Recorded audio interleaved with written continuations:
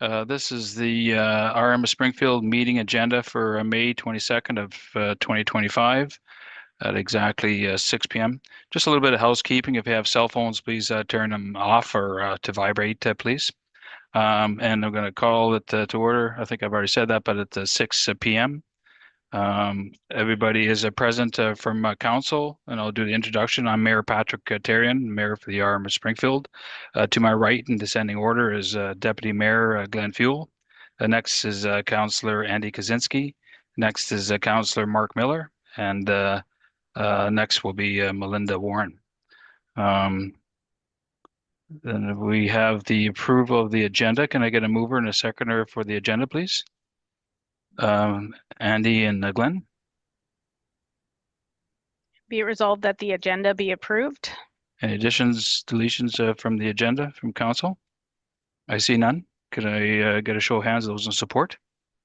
That is unanimous and so carried. Adoption of the minutes, that's item 4 on the agenda if people are following there, and that's for planning minutes for April the 25th. A mover and a seconder, please. Councillors Warren and Fuel. Whereas the minutes of the council meeting held April 24th have been previously distributed to council, be it resolved that the same be and are hereby approved. Everybody's had that in their package. Any deletions, amendments to the adoption of the minutes? I see none. Can I get a show of hands, those in support?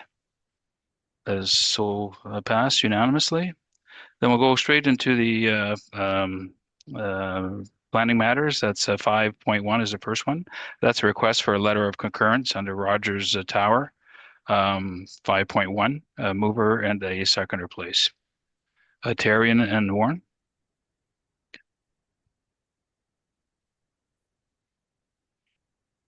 Mayor Therrien, I'll provide council with a bit of history on this application. On April 24th, 2025, at the council meeting, a request for a letter of concurrence was presented to council regarding the new Rogers communication tower location. Council had postponed the decision because they wanted additional information relating to this file. Council had asked for additional information regarding Safety Code 6. Unfortunately, no one from Scott Telecom Services or Rogers Communications were available to answer any specific questions related to the Health Canada Safety Code 6 document. I have asked Ms. Michelle Klein of Scott Telecom Services to attend this evening's meeting, and she may be able to answer some of the questions for council. Ms. Klein is on Zoom right now, and I believe she does also have a PowerPoint presentation. Thank you, Mayor Therrien. Thank you. Ms. Klein, are you on the Wi-Fi? Yeah, can you see me or hear me? Yes, hear you quite well. Oh, perfect. Okay. Did you want me to do a presentation, or did you want to talk about Safety Code 6 in particular? If you do your presentation first, and then we can get into the safety code there. I think we have your presentation up, or will be. Okay, if you have it up, I can speak to it. Okay.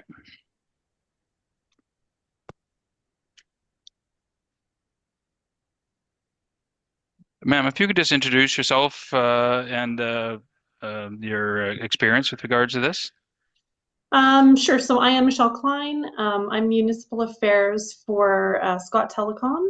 And I have my colleague Prajwal. He's on the phone here too. He's a project manager. And I've been dealing with this for quite a few years now for telecommunications across Canada, for Rogers, for Bell, for TELUS. So we do come into these conversations quite a bit. And we've dealt with a lot of municipalities across Canada. So, thank you. And who is the other gentleman that's going to be with you? Prajwal's on the phone. He's just here for a quick until 5:30, and then he has to leave. But he is the project manager on this file. Prajwal Grom. Hi there. Good afternoon, everyone.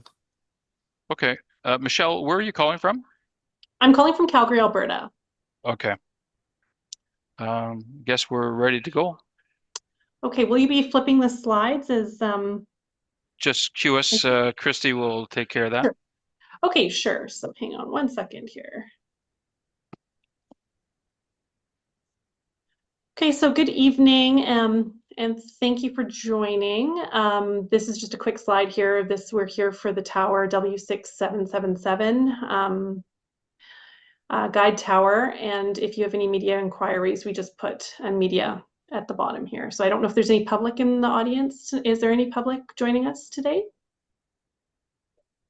Maybe, I don't know if you know, but so if there's any issues, there's an email address there. Next slide, Christy. It's just a simple slide to say we're here for questions and feedback. So, and I've introduced myself and Prajwal. So next slide. So this is how a network works. A wireless network is made up of interconnected cells, each containing a base station with antenna and radio equipment. And these base stations are strategically placed to ensure continuous wireless service. So when it reaches full capacity, we have gaps in service, and new base stations must be built to address these gaps and maintain reliable service. This is so important for our critical services, such as EMS, police, and fire, and rural broadband services. And we need this for voice data, for streaming, for all those things. We're using our phones a lot more than we ever have for videos, for additional info. So we need these towers. Next slide, please. So the LUA, which in this case is the Rural Municipality of Springfield, they would have an antenna. You would or would not have an antenna tower siting protocol. And in this case, you do not have one. So we're using ISED, Canada's default public consultation process. Okay, next slide. So this is the process. We send a notification letter out to the community in the newspaper. So we put an ad in the clipper. And so the municipality may engage with the community and may request a community open house, but tonight is similar to an open house. And before concluding the consultation, we address all questions and relevant concerns, and we provide the municipality and ISED with a complete report. And I did provide that with Dan Doucette on May 2nd. Next slide, please.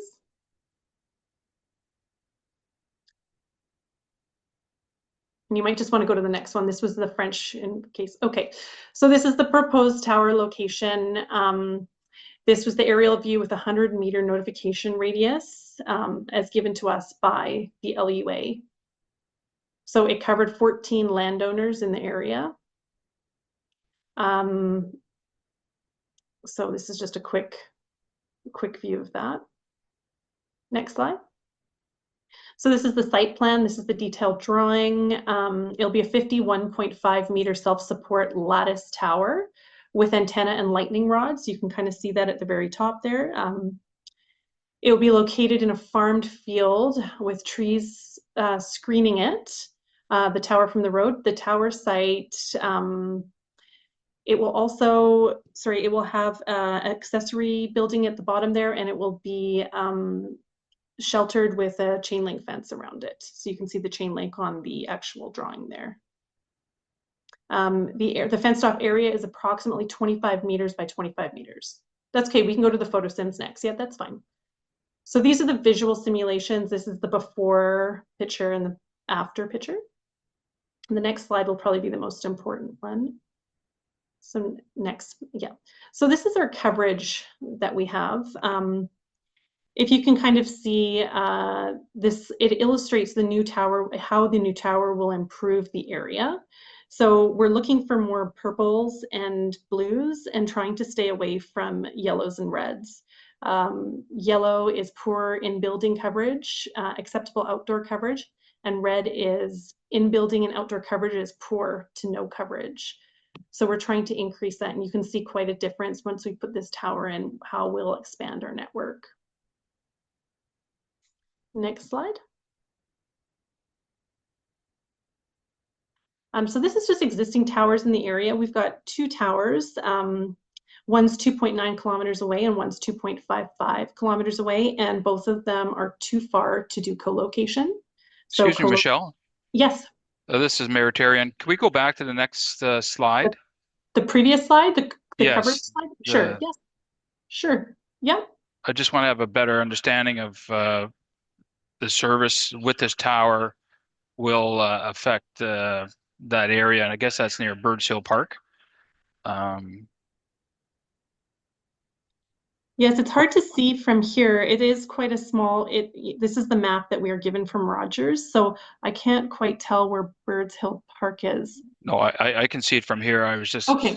talking aloud here, but I'm fine with that. Any other questions from council with regards to that? Okay, Michelle, sorry to interrupt you, but go ahead. Oh, no, that's no problem. So we'll just, we'll skip to the next slide, the existing tower. So our two towers were, almost 3 kilometers away, and that's quite a distance to do co-location. We wouldn't get the coverage we need. It's quite far from the coverage area that we are required to have. So these two towers were not available for co-location. So the next slide, which I think everyone, so I know there was quite a few questions about health and safety code 6. So Canada has strict safety guidelines for RF energy, including Health Canada Safety Code 6, and it's based on scientific research, and it aligns with international standards. We did have our RF engineers at Rogers review this site. So they took this site, they reviewed it. It took quite a bit of time. And we are at 5.6 of the allowable RF. And that's 17 times below the allowable safety code 6 uncontrolled environmental limit. So we're very much below our limits. The limits are, Health Canada is responsible for protecting our health and safety and setting safe limits, and we do ensure that our towers across Canada do this. So yes, so thank you. So I did, just in regards to that safety code 6, I did send that signed engineering letter from, it is to Dan today, just to confirm those safety code numbers and that we're operating well within our limits.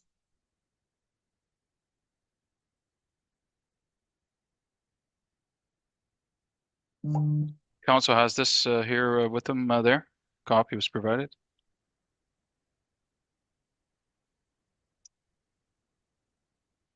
Go ahead, Michelle. No, so I just wanted to conclude with that. Rogers does need the infrastructure in this location, and we feel like it's a reasonable location, and we are operating within our safety code 6 guidelines.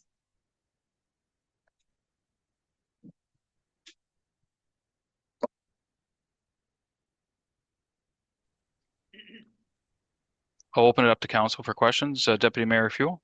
Yeah, hi, Michelle. I just wanted to have a couple things here. I'm happy to see that you've supplied the Health Canada code and it's 17 times below limit.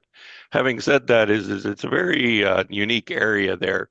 I don't know if you're aware that is our West Pine Ridge secondary plan area, and we have that scheduled that there's lots that can be put in there as 5-acre lots. And I guess, that's one piece to it. And then a second piece to it, you've answered it, I guess, to some degree, that you can't hook up to other towers, which I don't understand because there's 2. I drove through that area today just again to specifically take a look at where the towers are. And I know that there's one there off of 213, and it's fairly tall. And I'm quite surprised that you're not able to use that one. Or at least share that one with, and my understanding again with the legislation or the federal side of it is that companies are to work together to have towers, not build more towers. And I guess that's where I, as a councillor, get concerned that we're just throwing up towers everywhere, and again, we have to make the best that we can, not having just towers everywhere. So having said that, I've heard from some residents in the area that they are concerned. I've heard some from residents that they didn't even get notice. So I do have concerns still, having said everything that you have said. I'll use another example is we just went through this with another company, and they assured us where we allow them to do a communications building. I believe, again, we stated within their stipulation that they couldn't build a tower in that area. So I think, that shows a little precedence on our end as council that we assured them that they couldn't build a tower. And those are my concerns. So I'm sharing them with you. Thank you. So I was under the impression, I'm just double checking that this location was agricultural land. So it has not yet been, it's agricultural restricted zoning district? So what has taken place is, sorry. So what has taken place is that we have a secondary plan called West Pine Ridge Secondary Plan, and that has been passed through our development plan. The zoning part of it, that's where we haven't passed our zoning yet at this time. It's in process, so that may be why. And maybe the development officer can answer more clarity to that. You are correct, Michelle, that the property is currently zoned AR, agriculture restricted. The long-term vision is for the West Pine Ridge to be rural residential in nature for 5-acre lots when applications are considered before council. We are looking at an overall new zoning bylaw for that area to be 5 acres in the future, or rural residential in the future. People can still keep their large parcels of land if they wish and not proceed with a subdivision application. So I know that telecom will become an issue for residents in that area, even more so than at that point. There will need to be more towers to support 5-acre lots. I know the zoning right now does support a tower. So, we go on the zoning, we look at the zoning today and not, and what is currently the existing zoning when we're applying for tower space. So I just wanted to say that. I don't know, Prajwal, did you have any more comments on the co-location piece for the tower? No, Michelle, the one that I am aware of are those two towers, and it says that the RF engineers at Reuters, it's too far away for them. Basically, because they want that cover the tower in that search string in that location, and having to co-locate to those two other towers would not fulfill the objective. Yes. Yeah. Okay.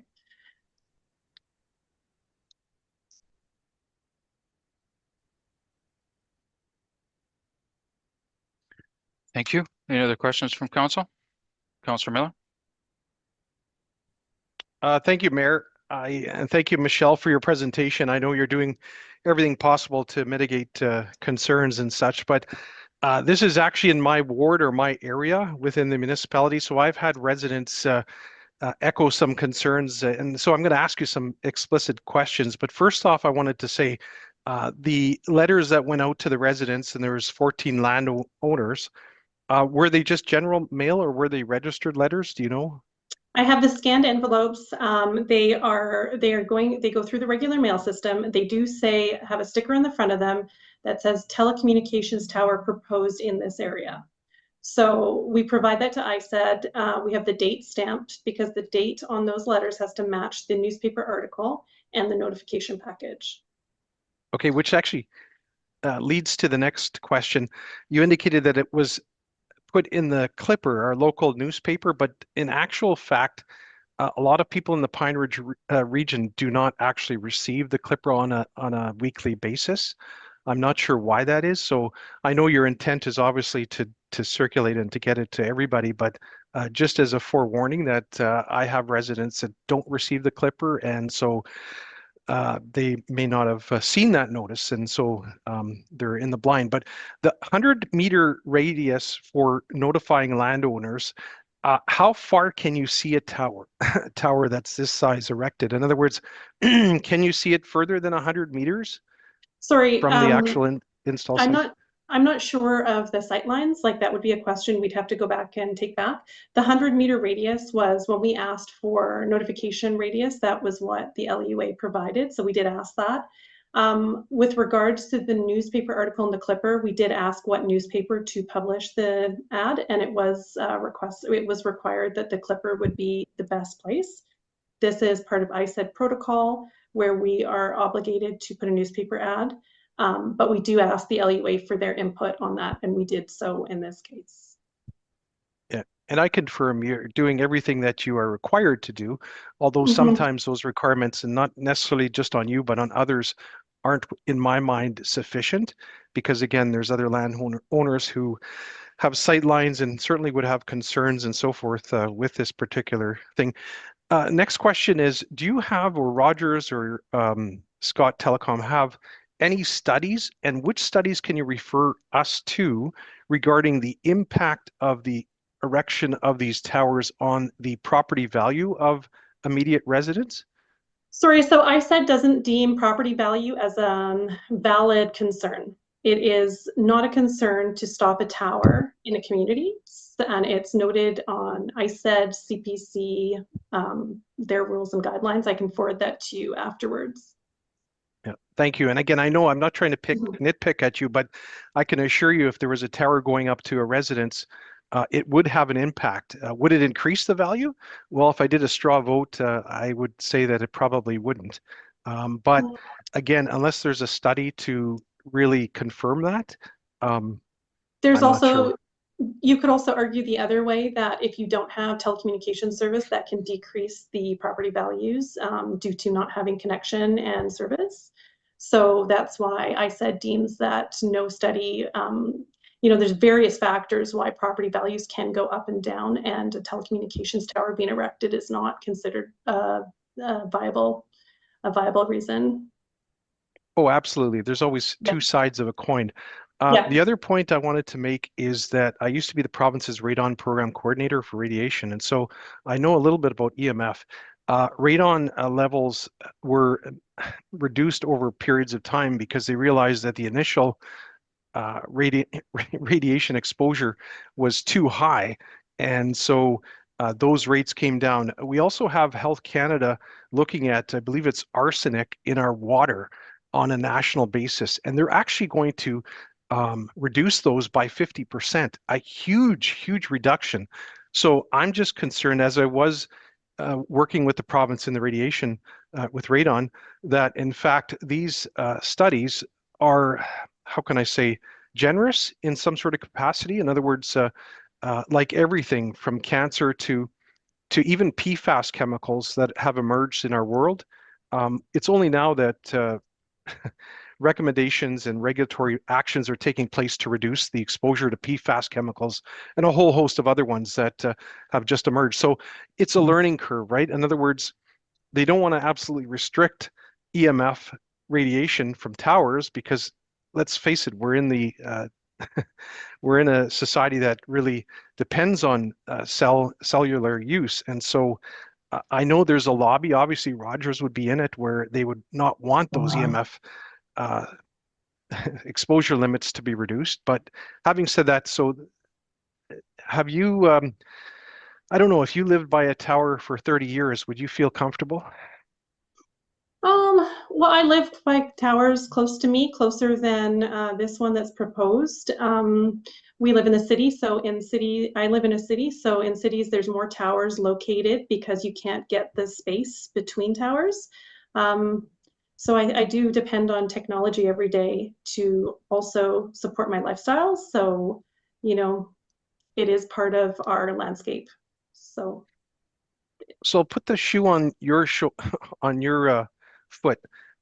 If you were a politician and you had residents who were highly engaged and concerned, and something was coming up upon their road within 100 meters, would you say, hey, there's no problem and let's just go for it?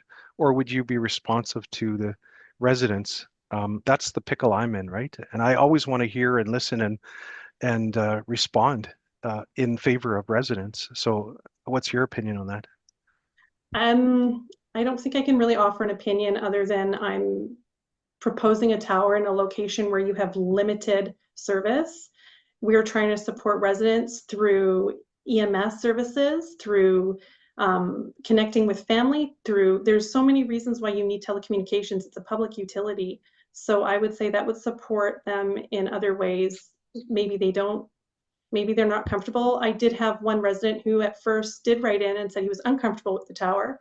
And then after my response said, you know what, actually we have land close to that location. I think it was Luke was his name. It's in the document that Dan has. And he said, you know, maybe we'd look at having a tower, like if we'd offer our land for that tower. So it just depends on how you look at it. And I just have one final question. Thank you. Does the study that you presented to us today show any attributes or negative affiliation with the use of EMF and towers on people who may have pacemakers? Is there any documented studies or information that you can persuade me to say that it will have absolutely no impact with people who potentially have or will have or might have in the future a pacemaker or any other electronic health device? Pacemakers do emit EMF as well.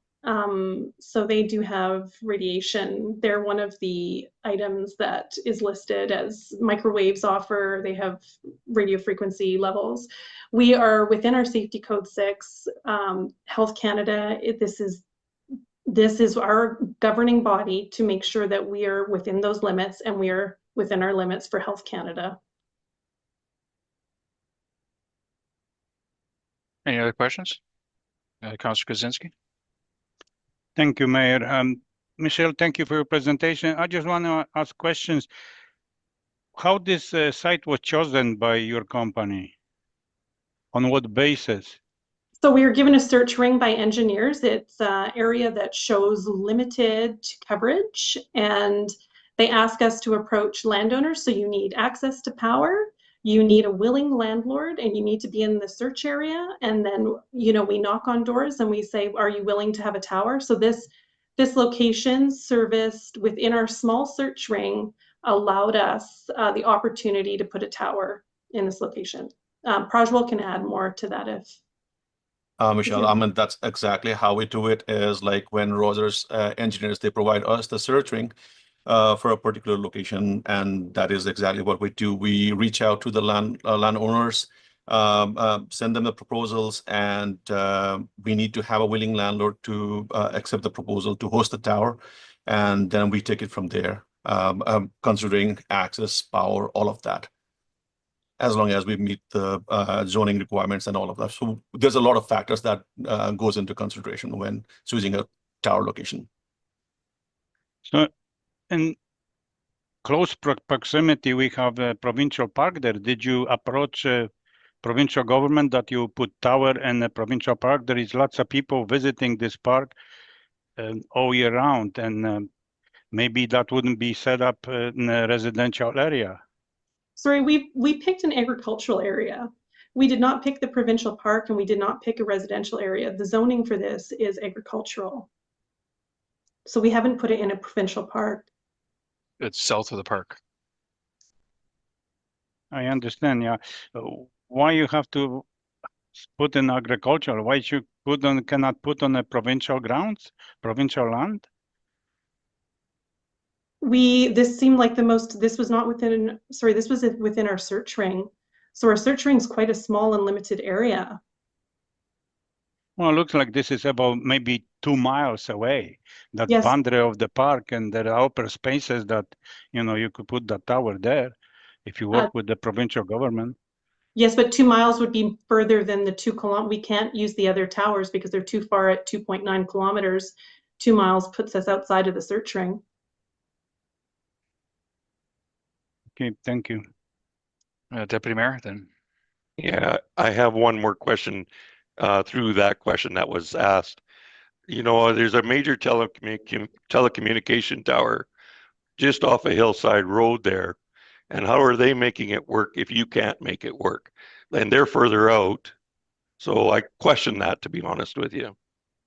I'm unsure of their infrastructure. They may have towers in different locations. This is just the tower height we need in this location to make our network work. I'm not sure if they have a guide tower somewhere else that might be closer and give them more coverage. But for our infrastructure, for Rogers infrastructure, this is the tower we need in this location at that height requirement. Thank you. Deputy Mayor, were you talking about the one by the Hillside dump there?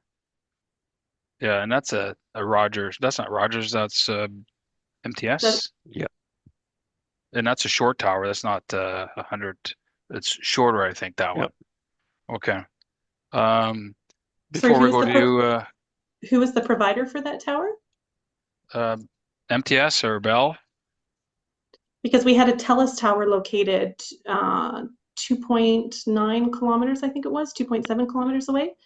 And those are the only two towers that showed up as registered towers. Yeah, then I was wrong. It probably is TELUS. It's Sure. about that distance away. Okay. Before we go to you, Councillor Kaczynski, Councillor Warren, nothing? Councillor Kaczynski, then I'll follow up and Yes, thank you, Mayor. So I want to ask, so this is going to be first tower for the Roger in this area? I would have to look at the network. It is, I'm not sure if there's some towers north of this area further out that we need to get coverage to. But it is the first tower within this 3-kilometer radius.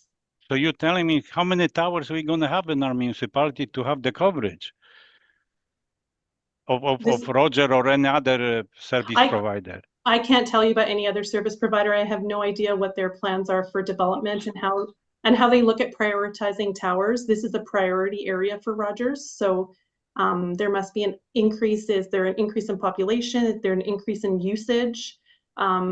That's proprietary information for Rogers, but they feel there's a need for this area for their network. So how you choose that location? Because you know how many people own the Roger services and they don't have proper service? No, Rogers would have that information. They would look at who's the usage. It would be proprietary information and they would know when this tower doesn't just, they don't decide just to put up a tower for no reason. They've realized that there is a gap in their service and they need to complete that gap. But if people don't have proper service through Roger, they would just switch to the other provider, yeah, to get better service. I did that. I was with MTS and I switched to TELUS, and I have drop calls with MTS and I don't have problem with the TELUS. And because TELUS have tower by my area.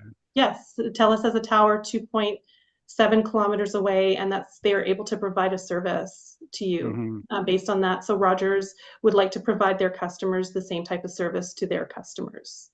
Okay, thank you. Yeah, you're welcome. Michelle, you had mentioned, and I had read in our documents there about tower site protocols there. We haven't got that in our RM. Does that help with your company and TELUS and Rogers and all that? I see you're consultants for that, but how is that facilitated and is it beneficial to you and to us? It's beneficial to both of us, actually. If you decide that your community would like to engage in putting together a protocol, you kind of can outline what areas you allow this public utility. Agriculture is usually a common one, often industrial area. We do try to stay away from certain areas, like if zoned residential, we would try to stay away from residents, just because we do in cities, but when you're in, like we try to stay away from schools, it's never great to be close to a school. You just don't want to put it there. So it does help you. There are quite a few communities I deal with that are, after I've engaged with them once, they decide we're going to engage our community and our counselors, and we're going to put together our own protocol. There's so many great examples out there that you can look up where they have if like you look up telecommunications antenna siting protocol, you can see what other communities have done. And then they have requirements when this comes up on how to site a tower in a location that works for the community to their needs. Yeah. Okay. Thank you for that. I think that will help somewhere down the line there if we maybe we'll Sure. start looking at that, and at a working group, maybe we'll discuss that. Sure. You And say, I was just sorry, going to say, if Dan wants to reach out, and there's probably some communities close to you that I've put towers that have that, and I could always give you some more information just to okay. look at those guidelines.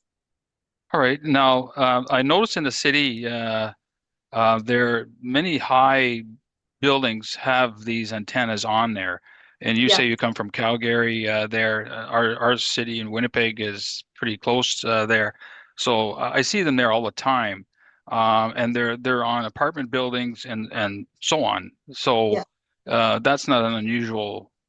So no, it's not unusual. And those antennas, it's the same antenna. So the structure, so when we have a self-support structure, that's the structure that's holding those antennas. It just because it's taller, it doesn't mean that the antenna will still be the same. Sometimes we just need the structure to get the antenna higher. So I know people are like, oh, it's a 30-meter tower. We're still putting on the same technology, but it's just the height that we need to get to. So with rooftop, we always try rooftop towers. Often in smaller communities, we can't do that because the buildings aren't tall enough. So we have to put towers in smaller communities, but in Calgary, you can get away with a lot of rooftop towers because you have such tall buildings. So we kind of, people are living in these apartment buildings with antennas right above on the rooftops. So it's the same. It's the same technology. It's just the height that you have to get it to. Right. And you said this is 17 times below the limit there. And if Yeah. I'm not mistaken, and I don't know kilohertz from a gigahertz there, I tried to get a crash course on that from my buddy who's an engineer, and he saw it was a fail. There's no way I'd be able to understand it. But in reading the stuff here, the way it comes across, safety code 6, it's from health and welfare there. It's a very good read, and it's to the lay person. So, and I did some contact with Innovative Canada as well, Mr. Pollock. Not sure if I should mention his name there. Yeah, Alan Pollock. Yes. Yeah. And so I got some insight from him as well.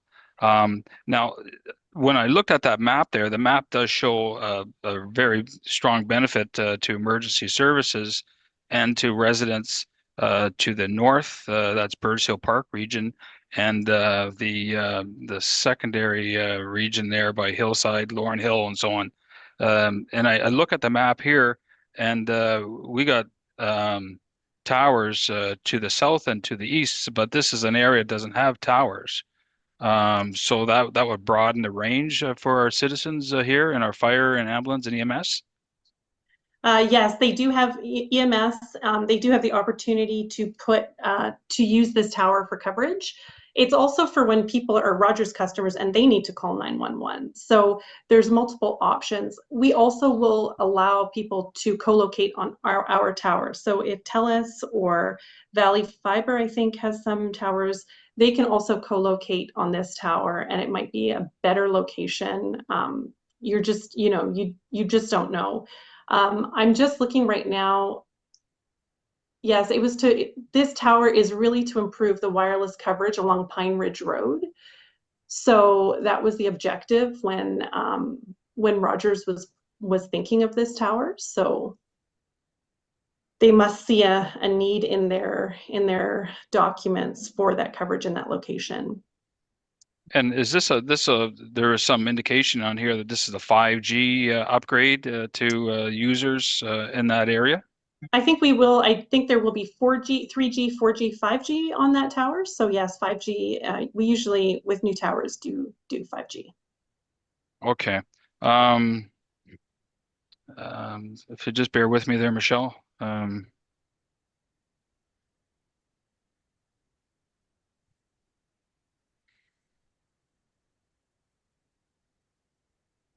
That's good to hear. Any other questions before we read it? We can vote on it.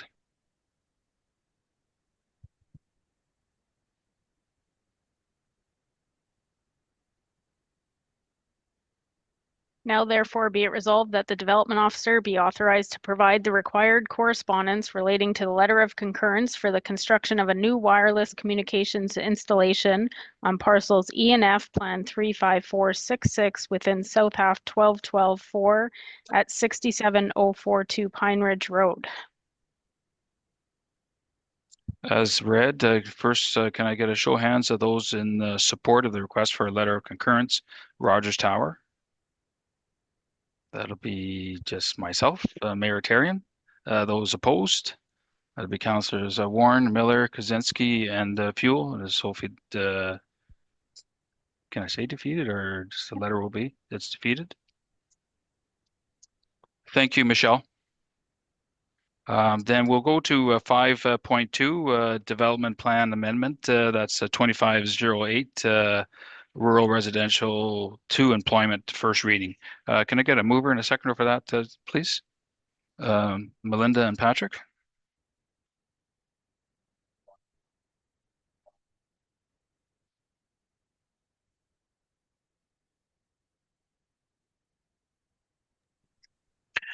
We have bylaw 2508, which is a bylaw for a development plan amendment.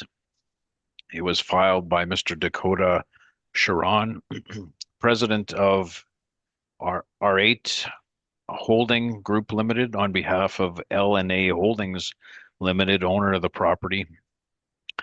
They made a development plan application for Lot 1, Plan 17787, within the southwest quarter of 2111-4. The applicant is seeking to redesignate the property from rural residential to employment. Mr. Sharon's interest is to eventually rezone the property located at 2177 to a light industrial use. The bylaw comes before council for first reading consideration. Thank you, Mayor Tarian. Thank you, Dan. Questions, comments from council? We've all had the package there and read it there.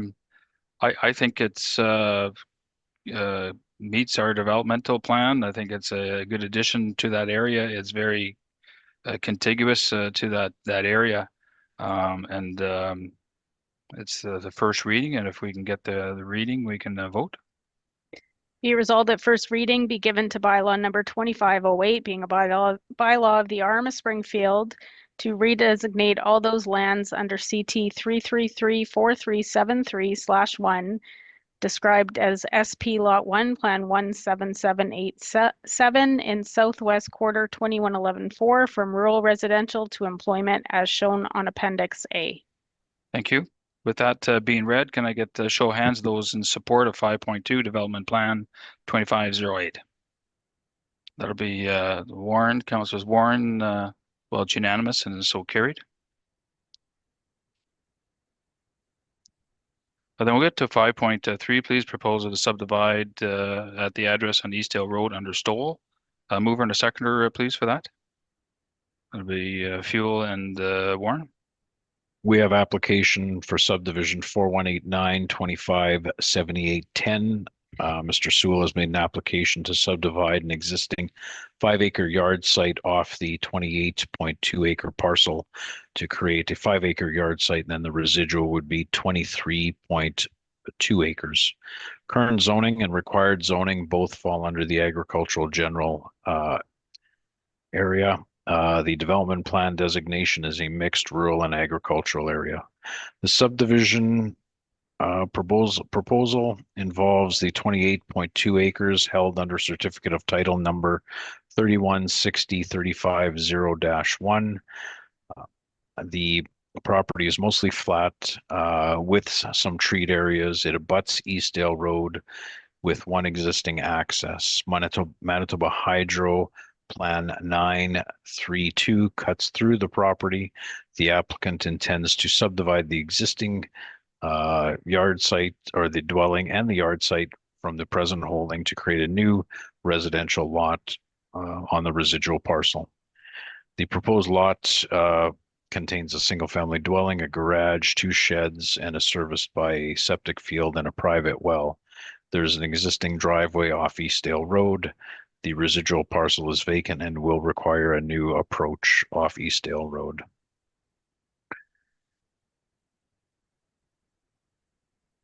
The subdivision was circulated to various departments and agencies. Terranet, being land titles, requires a plan of subdivision. Manitoba Agriculture indicates it has no objection.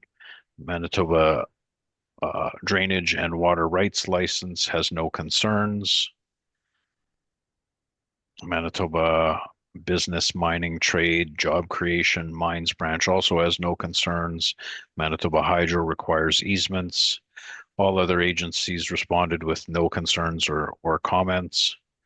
The Beausejour Planning Office, Community Planning Services, states the subdivision proposal intends to create a separate title for the existing dwelling and the yard site for a new residential lot on the residual parcel. The mixed rural and agricultural objective and policies allow for a single lot, non-farm related rural residential subdivision on a limited basis.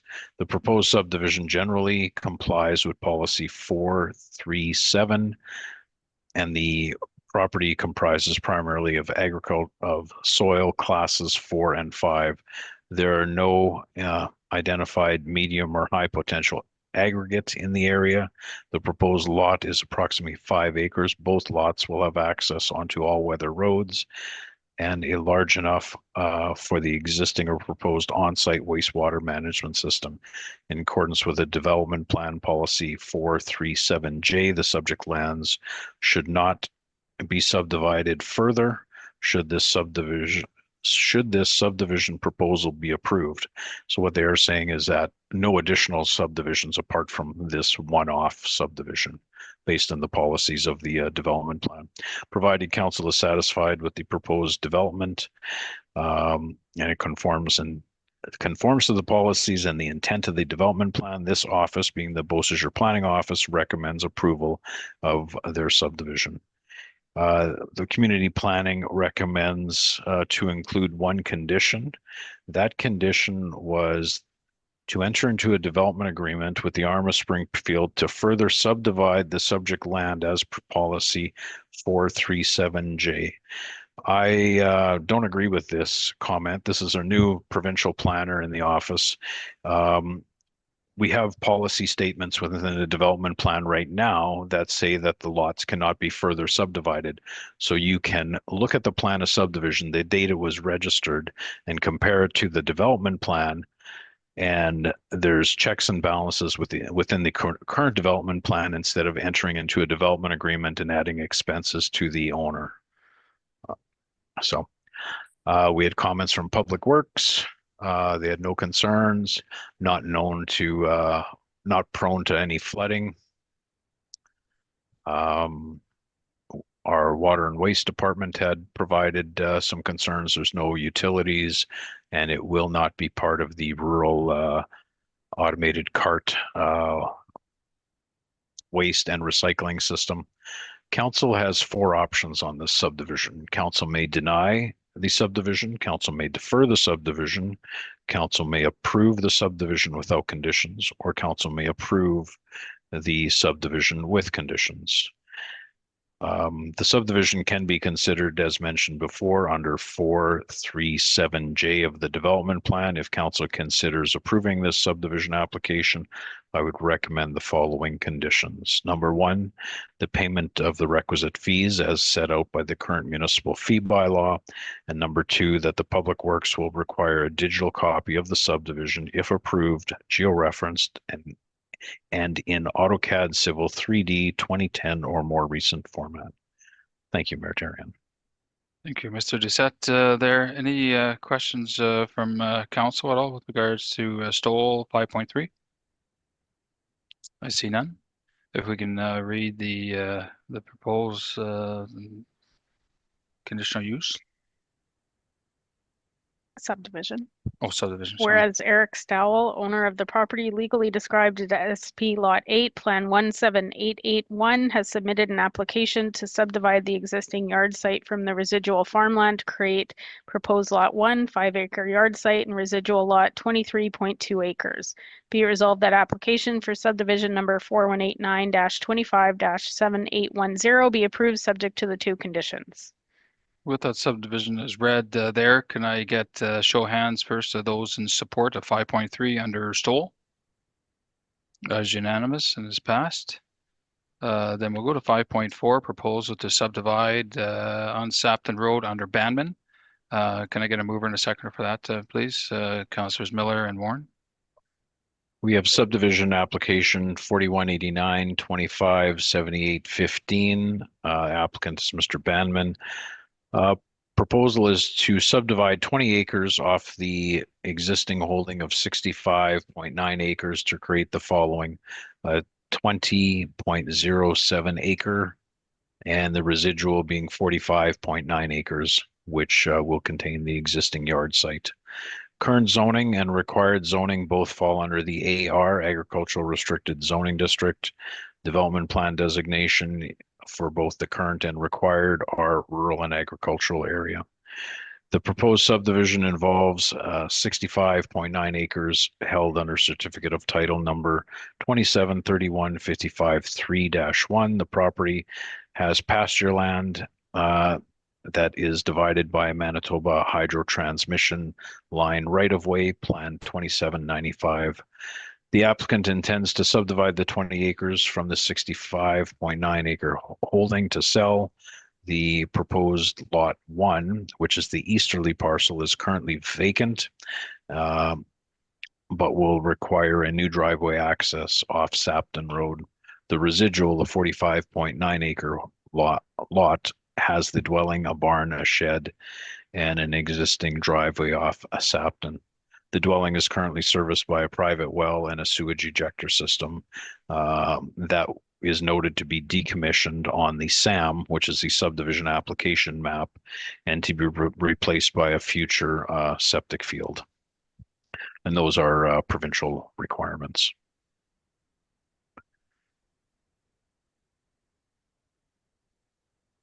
The subdivision was circulated to the various departments and agencies. Terranet land titles requires a plan of subdivision. Manitoba Agriculture advises that the proposed subdivision resides within the designated rural and agricultural policy of the development plan and has no objection. Manitoba Drainage and Water Rights has no concerns.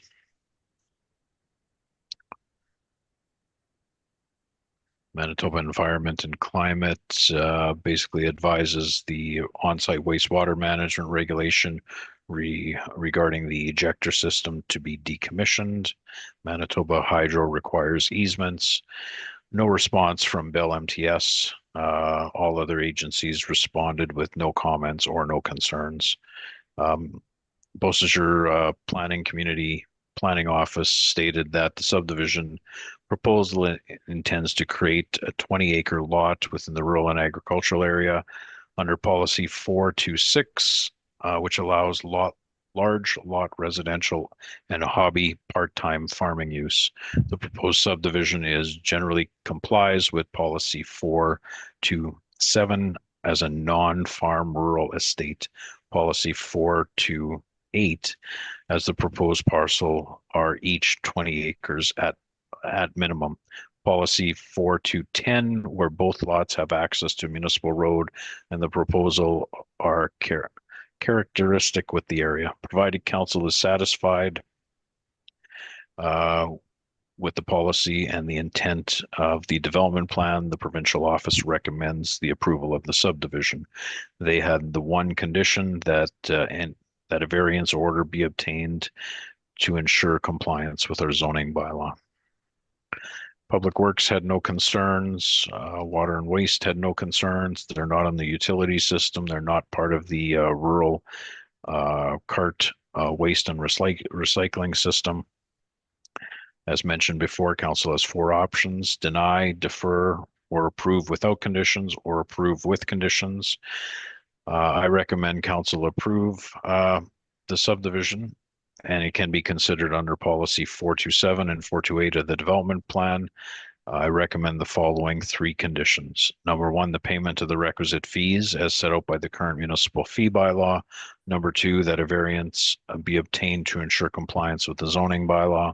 And number 3, that the Public Works will require a digital copy of the subdivision, if approved, geo-referenced, and in AutoCAD Civil 3D 2010 or more recent format.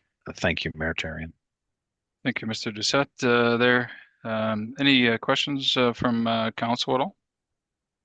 I see none. We can read that and we can vote on it.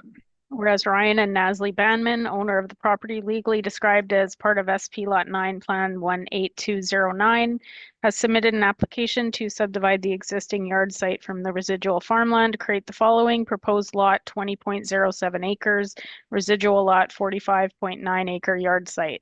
Be it resolved that application for subdivision number 4189-25-7815 be approved subject to the 3 conditions. Thank you. With that being read for the subdivision proposal, could I get a show of hands of those in support first? That is unanimous and so carried. Then we'll go to 5.5. That's proposal to subdivide under this long number 61016 on Mill Road under Plett there. If get a mover and a seconder for that, please. Fuel and Warren. We have subdivision 4189. 257815 applicant Plett. The intent is to subdivide the existing 2-acre yard site off the 78.58 acre parcel to create a proposed lot 1, 2 acres, the residual being 76.58 acres. Current zoning bylaw and required zoning both fall within the AG Agricultural General Zoning District. Development plan designation is Agricultural Preserve Area. The proposed subdivision involves the 78.58 acres under Certificate of Title number 3327906. The land has been divided by a drain plan 2467, which cuts through the property at a diagonal. The applicant intends to separate the 2-acre yard site, then sell that portion of the land. The remaining agricultural land will still be in production. The 2-acre yard site contains a few accessory buildings, a lot of chattel left behind from the previous owner, which the current owner is cleaning up. There are no dwellings on the property, but there is an accessory building that is connected to hydro, a private well, but no on-site wastewater management system. There is a driveway access for the proposed lot 2 off Mill Road. If approved, I would recommend a separate driveway access for the residual farmland.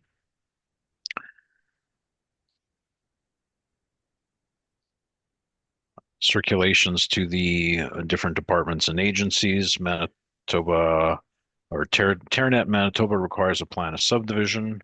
Manitoba Agriculture does not object. Manitoba Drainage and Water Rights License has no concerns. Manitoba Environment, Climate and Environmental Compliance states that the existing house must meet their regulations. Manitoba Business, Mining and Trade and Job Creation and Mines Branch has no concerns. Manitoba Hydro has easement requirements. All other agencies responded with no comments or concerns. The Beausejour Planning Office stated that the subdivision proposal falls within the agricultural preserve area with the intent of subdividing the former farmstead that is no longer required as part of the agricultural operation, where the applicant recently acquired the agricultural holding from a previous owner. This can be considered under policy 441A.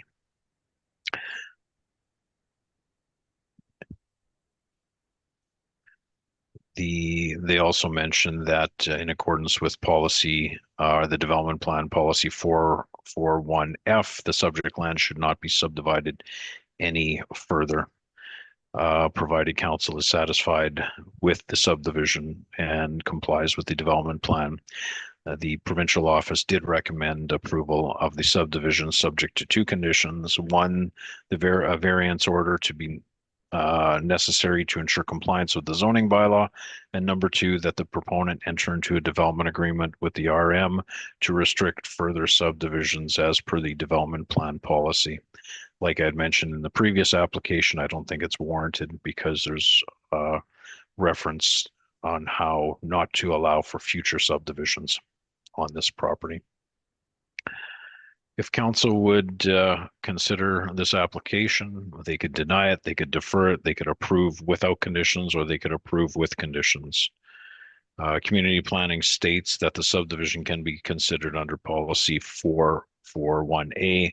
Below is the actual policy statement for council. Upon reading the provincial report, there was no interpretation of a farmstead or buildings adjacent farm buildings or adjacent services for a farm. Below is a map of the Mr. Plett's SAM subdivision application map showing the placement of the buildings. If council is satisfied that the proposed subdivision conforms to the policy of the development plan, I would recommend the following four conditions. Number one, that the payment of the requisite fees as set out by the current municipal fee bylaw. Number two, that a variance be obtained to ensure compliance with the zoning bylaw. Number three, that the developer obtain a driveway access permit and install the access on the residual parcel. And number four, that the Public Works Department will require a digital copy of the subdivision georeferenced in AutoCAD Civil 3D 2010 or more recent format. Thank you, Mayor Tarian. Thank you, Mr. Doucette there. Any questions from council before we have the reading of the subdivision? Councillor Kaczynski? Thank you. I would like to ask if you read the applicant number again, because you state that we have here on our documents here that the last four digit it's 7817 and you stated 7815.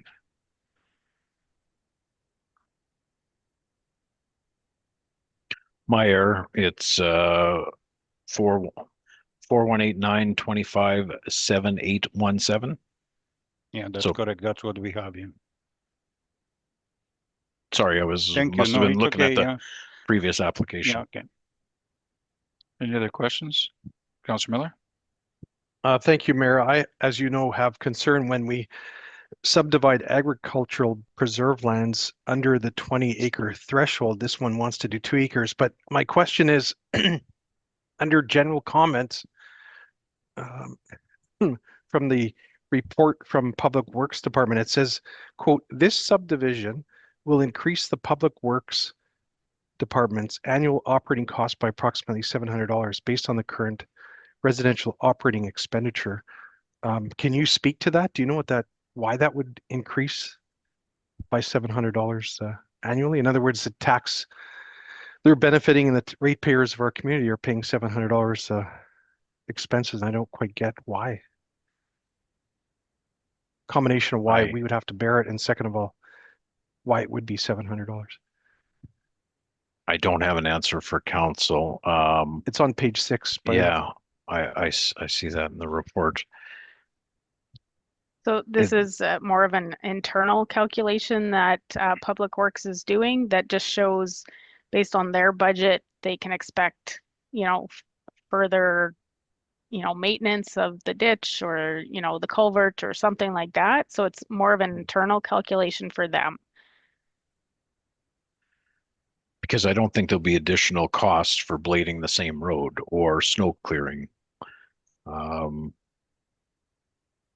As Colleen has mentioned, there might be additional cost for a future maintenance of a replacement of a culvert, but that might be in a number of years. Yeah, so I guess in future, if Public Works could give a couple of brackets or what that internal $700 would be affiliated with, it might be helpful for us, but because it's just there and I don't know that I would want to support a broader expenditure of taxation for the benefit of this landowner, but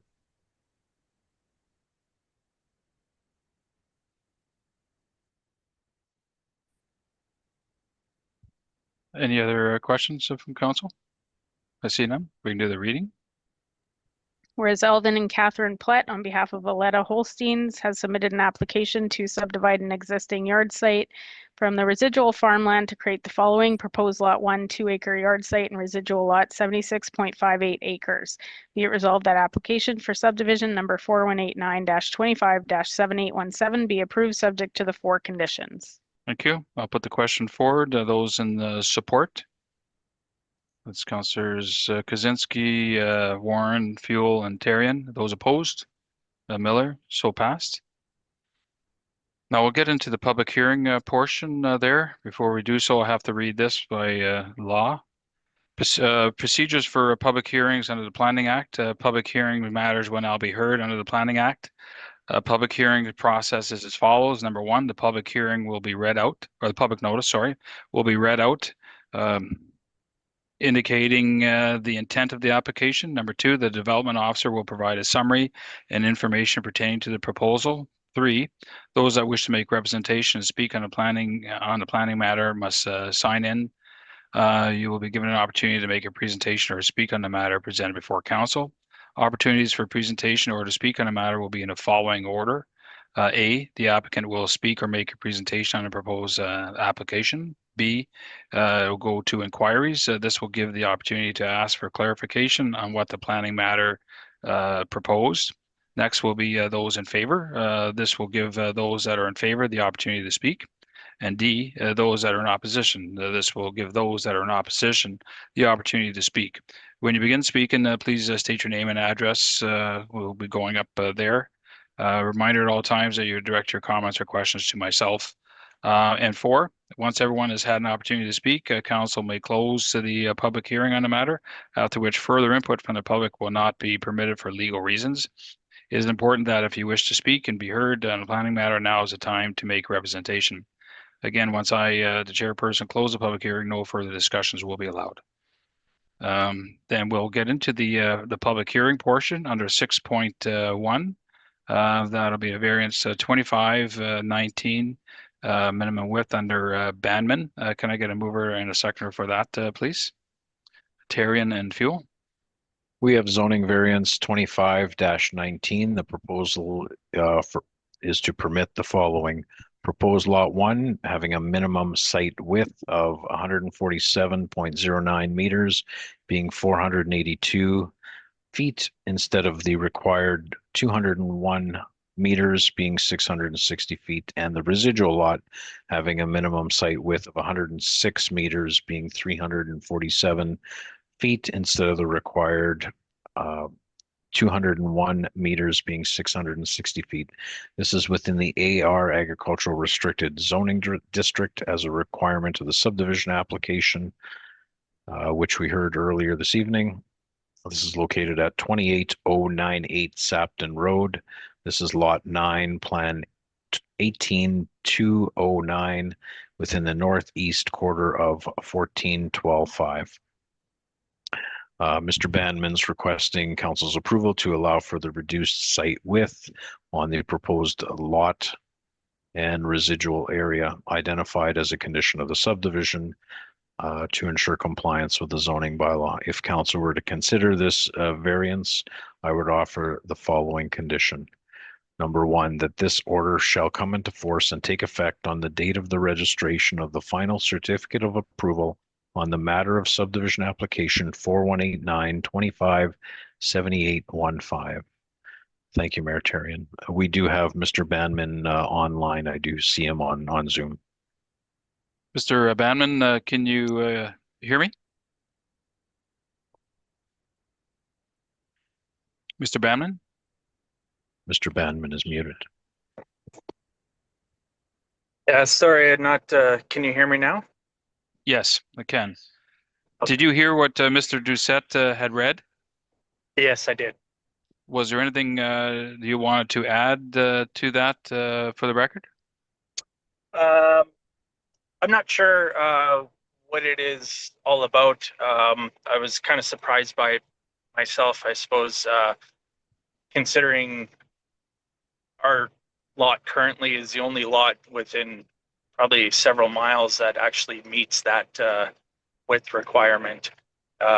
Every lot across the street and down the street is all less than or equivalent to like what I'm proposing with that 20 acres. Okay. Okay, then if there's no other questions, sir, just you'll be on the line. You can listen.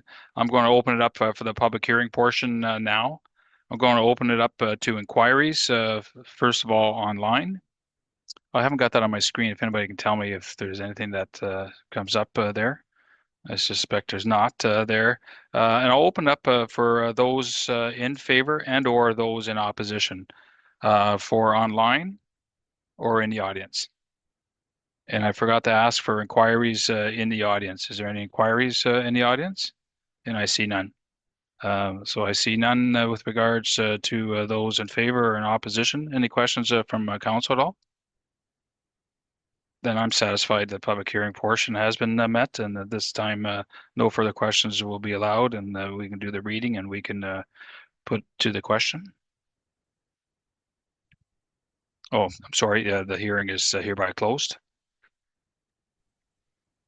Whereas a public hearing has been conducted under the Planning Act to consider an application filed by Ryan and Nasli Banman, owner of the property legally described as part of SP Lot 9 Plan 18209 for a variation of the Springfield zoning bylaw number 0801. And whereas council is satisfied that the requirements of Part 6 variances has been met, be it resolved that variation order number 25-19 be granted subject to the one condition. Thank you very much. With that variance being read there, can I get a show of hands first, a question in support? That is unanimous and it is carried. Thank you, Mr. Banman.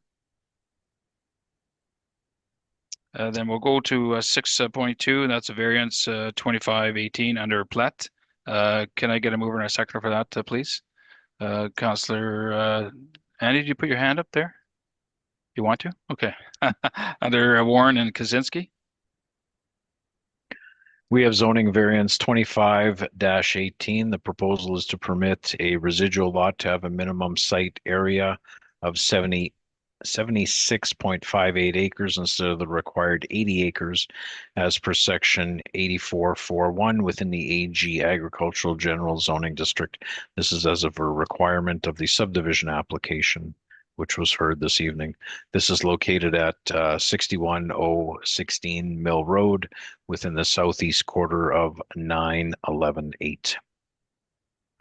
Mr. Plett is requesting council's approval to allow for the reduced site area on the residual lot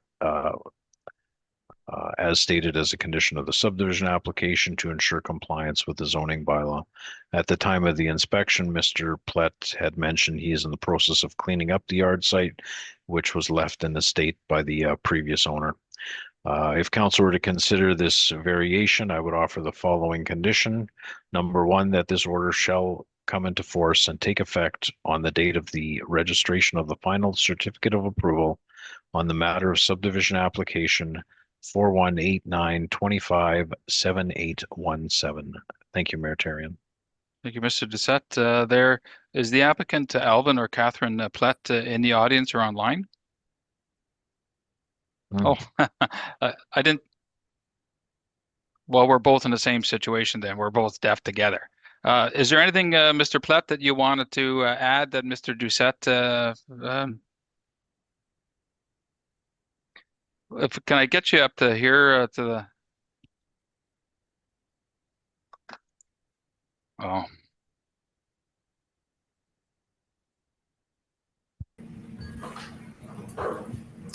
And just state your name. Thanks. I'm totally new to this process, so I'm not familiar with the procedure or what you're actually asking of me.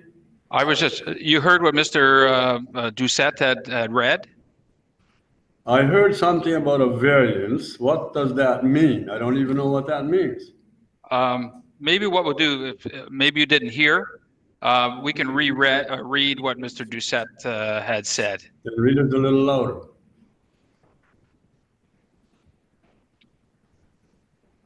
So the proposal for the variance was for the residual land being the 76-acre property being 76 acres instead of the required 80 acres under our zoning bylaw.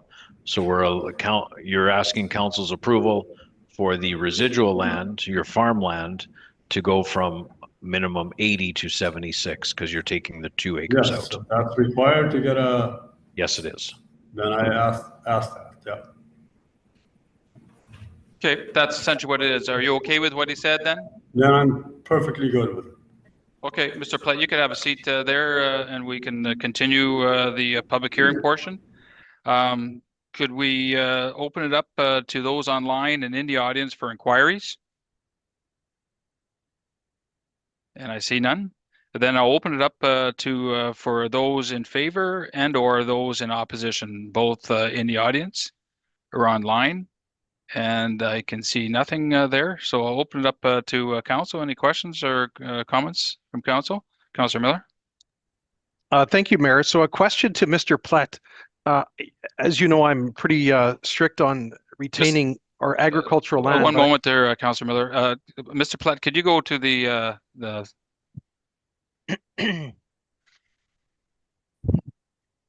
Thank you. As you know, I'm pretty restrictive on maintaining our agricultural land, but as I understand, you are a farmer yourself, or you have Holsteins or on that property? Oh.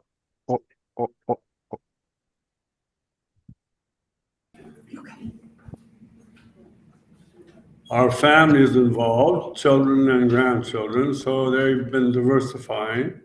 It's not only cattle anymore. And this property in question had so many small buildings in that triangle piece that I'm trying to subdivide. It just boggled my mind to try and break that up to farmers. And actually, it is farming if the new owner would put chickens in there or a few pigs or whatever he wants to do. It's not eliminating him from farming. It's just giving someone else a chance to have a few pets. There's a doghouse, there's chicken coops, I'm totally winded after going there trying to clean up that place. And we wanted to farm as much as we could, break it up and seed a crop. That was our plan. But the yard site was far too formidable to clean up. And it is nicely contained in a 2-acre triangle. So it suits us perfectly if you don't have to drive into the triangle. And it would make a perfect homestead for someone wanting to give his kids a few chores. Yeah, no, thank you for that. And because I haven't seen the property myself, I trust what you're saying, but I will ask the development officer, would this be terribly inconsistent to chop away 2 acres or thereabouts in this region? In other words, Springfield has been under the gun over the years for making, small pieces here and there and everywhere, making it a puzzle that's difficult to manicure. So in his case, I understand what he's saying, and it kind of makes actual sense that you couldn't really farm it or have cattle on that 2 acres anyway. So what I would be concerned as an environmentalist is that we're, taking farmland out of production, but you're saying in fact that it might actually... It's back in production. Yeah. For a few animals, like not a massive herd of any kind, but he's got a chicken coop, he's got a doghouse, he's got every little building under the sun for all kinds of animals. I found 3 electric fencers on the property. Phew! This guy was seriously into small animals. Mm. And now for me to clean it up to farm 2 acres, it just doesn't make sense. No, I understand. So I guess, Mr. Doucette, do you see this as being a radical departure from... No, I don't. What I see is an agricultural parcel in an agricultural preserve. We have seen farmsteads or small parcels of land being severed off to retain the existing little yard site in the range of 2 acres to sometimes up to 10 acres based on tree lines. I wouldn't want to go any smaller than 2 because of the septic field regulations. But yeah, as Mr. Plett has mentioned, I've physically seen small types of animals there, chickens, pigs, over the years when I've driven by Mill Road by the previous owner. And yeah, it is a bit of a mess that he's trying to clean up. To satisfy your curiosity, it's supposedly excellent hunting area. Because it's in a fence. All the neighbors that I've met say they can get a deer every fall. I haven't done it, but Thank you, sir. Any other questions from council? I see none. You can have a seat there, sir. Then there's no other questions, and inquiries, those in favor and those in opposition, have been met. For the public hearing portion, it has been satisfied, and I would now say that the public hearing is closed, and we'll have the reading and the question and have a vote. Whereas a public hearing has been conducted under the Planning Act to consider an application filed by Alvin and Catherine Plett on behalf of Aletta Holsteins Inc. for a variation of the Springfield zoning bylaw number 0801. And whereas council is satisfied that the requirements of Part 6 variances has been met, be it resolved that variation order number 25-18 be granted subject to the one condition. Council, with that being read, a variance order under 25-18, can I get a show of hands first, a question, those in support? That'll be unanimous and so carried. Thank you, Mr. Plett. She's good. Then we'll go to 6.3, please. That's variance 25-17 under Willow Avenue on Marenelli. Mover and seconder, please. Terry and Kaczynski. We have application 25-17. This is a zoning variance to permit a corner side yard setback of 10 feet instead of the required 15 feet, and a rear yard setback of 4 feet instead of the required 5 feet for the construction of a 24 by 30 detached garage within the RS residential single family zoning district. This is located at 120 Willow Avenue within the community of Oakbank. Mr. Marenelli is requesting council's approval to allow for the reduced corner side yard and a rear yard side setback, again for the construction of a detached garage. The placement of the accessory building allows for a separation distance between the rear of the deck to the proposed accessory building of 18 feet. The utility shed, as shown on the site plan, will be removed from the site. Based on the site plan provided in the site inspection, I have no concerns with the placement of the accessory building, the detached garage. If council were to consider this variation, I would offer the one condition, and that number one, that the applicant obtain the required municipal permits. But thank you, Mayor Therrien. Thank you. Would Mr. Marenelli be in the audience or online? Hello. Joe, you've heard what Mr. Doucette had to say? Yes. Is there anything you want to add, or everything he said was sufficient? Yep. Okay, then we're going to open it up, Joe, to the public hearing portion. First of all, I'm going to open it up for inquiries in the audience and online. Okay. I see nothing there. Then I'll open it up for those in favor and or those in opposition in the audience or online. And I see nothing with regards to anybody's hands being up. Any questions from council? I see none as well. Then I'm satisfied the public hearing portion has been met, and then I'm prepared to close the public hearing and go to our vote. Whereas a public hearing has been conducted under the Planning Act to consider an application filed by Joe Marenelli, owner of the property located at 120 Willow Avenue for a variation of the Springfield zoning bylaw number 0801. Whereas council is satisfied that the requirements of Part 6 variances has been met, be it resolved that variation order number 25-17 be granted subject to the one condition. With that variance being read, put it to the question. Those in support from council? That is unanimous and so carried. Thank you, Joe. Thank you. Then we'll go to 6.4, please. That's variance 25-16 under Reuter. Mover and a seconder for that, please. Miller and Fuel. We have zoning variance 25-16. The proposal is to permit an overall building height of 40 feet instead of the required 35 feet. Also to allow parking within the required front yard 25 feet, and also allowing a cold storage to be cold storage area within the required 10 feet, which is the southern 10 feet of the property. This is as per section 6848 and 6863 within the MB Industrial Business Zoning District. This is located at 97 Farmers Row. Mr. Reuter, on behalf of Bow Projects Inc. is requesting council to allow for the development within the 25 feet for parking, and also to allow for development on the southern 10 feet for placement of a cold storage, and to increase the building height from 35 feet to 40 feet. New West Metals is a metal distribution center. They intake metal products. They cut the metal with bandsaws to the desired size the client requires. Package the product, then transport the product to the client. No welding or gas torch cutting is done within the facility. This is not an F1 high hazard building code occupancy class use within this building.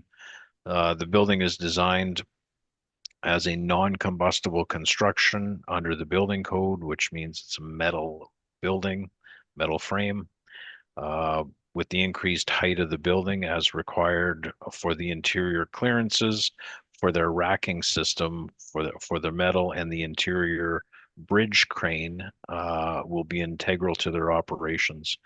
Please note that the building does have various heights, but the tallest portion of the building is for a parapet firewall of 39 feet, but the rest of the building roof height is only 37 feet. Engineers and architects are in the process of designing this building. A site inspection was conducted. The site is currently vacant. If council were to consider this variation, I would offer the following condition. Number one, that the applicant obtain the required municipal building permits. Thank you, Mayor Therrien. Thank you very much, Mr. Doucette. I'll open it to the applicant there. Would he be in the audience or online? That's Kevin Reuter. Sir, did you any further that you want to add to what Mr. Doucette had said? If so, I'll have to get you to come up to the podium.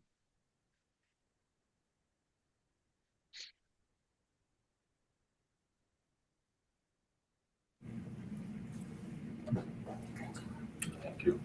Can you hear me okay? Yeah, just state your name for the record, sir. Kevin Reuter. I think Dan said it well. I just was going to clarify that majority of the building will be under the 35-foot threshold because of the roof slope, because we have to clear the bridge cranes on one side. Just the roof slope on one part of the building ends up creeping up over that. And it will be non-combustible steel and also concrete. And yeah, I think otherwise you covered it. Just wanted to clarify that. Thanks. Okay. Then we'll open it up to the public hearing portion now for inquiries in the audience and online. I see none. Then I'll open it up for those in favor and those or those in opposition, both in the audience and online. I see no one with their hands up. Open it up to council. Any questions or comments? Again, I see, Deputy Mayor Few. Yeah, I know it's a variance for the height from 35 to 40 feet. I do have one question to the development officer. Should we not actually get a fire chief's report on this when we're doing the heights? I know we're familiar with the non-combustible with another building that we approved, 4 stories, so I'm not concerned about it, but it would be nice to maybe see a report from the fire chief on that in these cases. I did speak with the fire chief regarding this application, and he didn't have any issues with it, but didn't have enough time to put pen to paper due to the grass fires he's been fighting. Okay, I understand that. Yeah. Thank you. And I'll advise council. I spoke with Chief. Forget either yesterday, I believe, and for the same reasons. He explained to me there that he was for this. And Deputy Mayor had made comments because we had a precedent there before where we have a structure that's at the 40-foot level, and it was non-combustible there. So we've already approved something like this, and that was for a well, residential units there, and this is industrial. In my opinion, it's different there. Any other questions or comments from council at all? Then, if there's none, and I don't see any there, I'm prepared to close the public hearing portion. It's been met, and at this point is closed, and we can hear the reading of the variance. Whereas a public hearing has been conducted under the Planning Act to consider an application filed by Kevin Reuter, care of Bow Projects, Inc., on behalf of Lot 1 Farmers Row, Inc., owner of the property located at 97 Farmers Row, for a variation of the Springfield zoning bylaw number 0801. Whereas council is satisfied that the requirements of Part 6 variances has been met, be it resolved that variation order number 25-16 be granted subject to the one condition. With that variance order being read, I'll put it to the question. Those first in support of variance 2516. That is unanimous, and it is so carried. Thank you, Mr. Reuter, and welcome to the RM of Springfield. Then we'll open it up to 6.5. Can I get a mover and a seconder for conditional use 2513? Militsyna. I'm sure I messed that up there, but can I get a mover and a seconder for that, please? Miller and Kaczynski. We have conditional use 25-13. The proposal is to permit an automotive and equipment repair shop on the land as per section 6934 within the MG Industrial General Zoning District. This is within Unit 2 at 877 Redonda Street. The applicant, owner of My Seatbelt Guy, is requesting council's approval for the automotive and equipment repair business within Unit 2, 877 Redonda Street. As indicated within their letter of intent, business hours will be 9 a.m. to 5:30, Monday to Friday. All on-site repairs will be performed indoors with certified equipment. Repairs and services provided will include mechanical repairs, electronic repairs and diagnostics, seatbelt repair, and color changing. Currently the business will employ 6 technicians and administrative staff. Number of vehicles anticipated to be stored inside the unit while awaiting service will be 4 to 5 units or vehicles. They project storing 5 vehicles outside on site. These will be parked in their designated areas and will include cars awaiting pickup or for service. They will not store any trailers or trucks on site, being tractor trailers. At the time of the site inspection, it was observed that Unit 2 was vacant, and I have no concerns with this proposed business at this location. If council were to consider this conditional use, I would offer the following 4 conditions. Number 1, that our municipal building inspector and fire chief conduct a building and fire inspection for the existing industrial building to ensure that all life safety, building and fire code requirements are met, and that any required code upgrades and or infractions be corrected prior to the operation of the business and the issuance of any correspondence for MPI.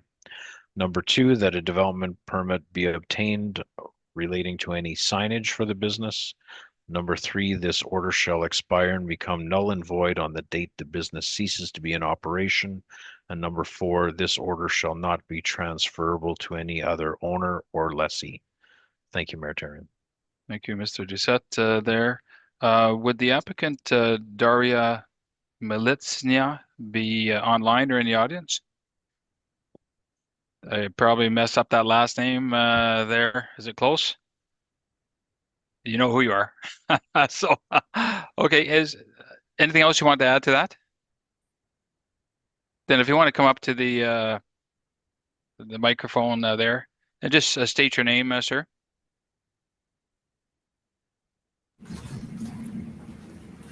My name is Roman Militsyna. Thank you for having us here. The only thing I wanted to add that our goal in our business is to give people opportunity for the safety components. So our main repairs is related to the seatbelt, webbing replacement, and seatbelt repairs.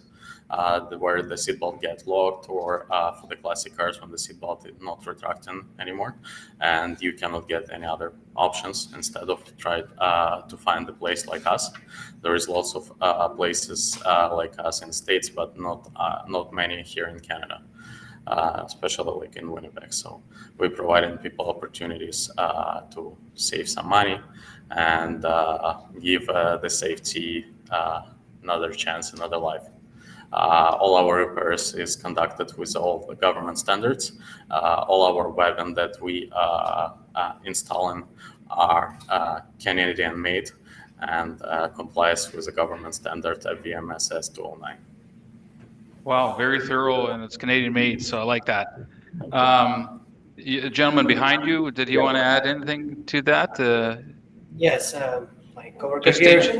Just state your name, sir. Okay, my name is Dennis Krishan.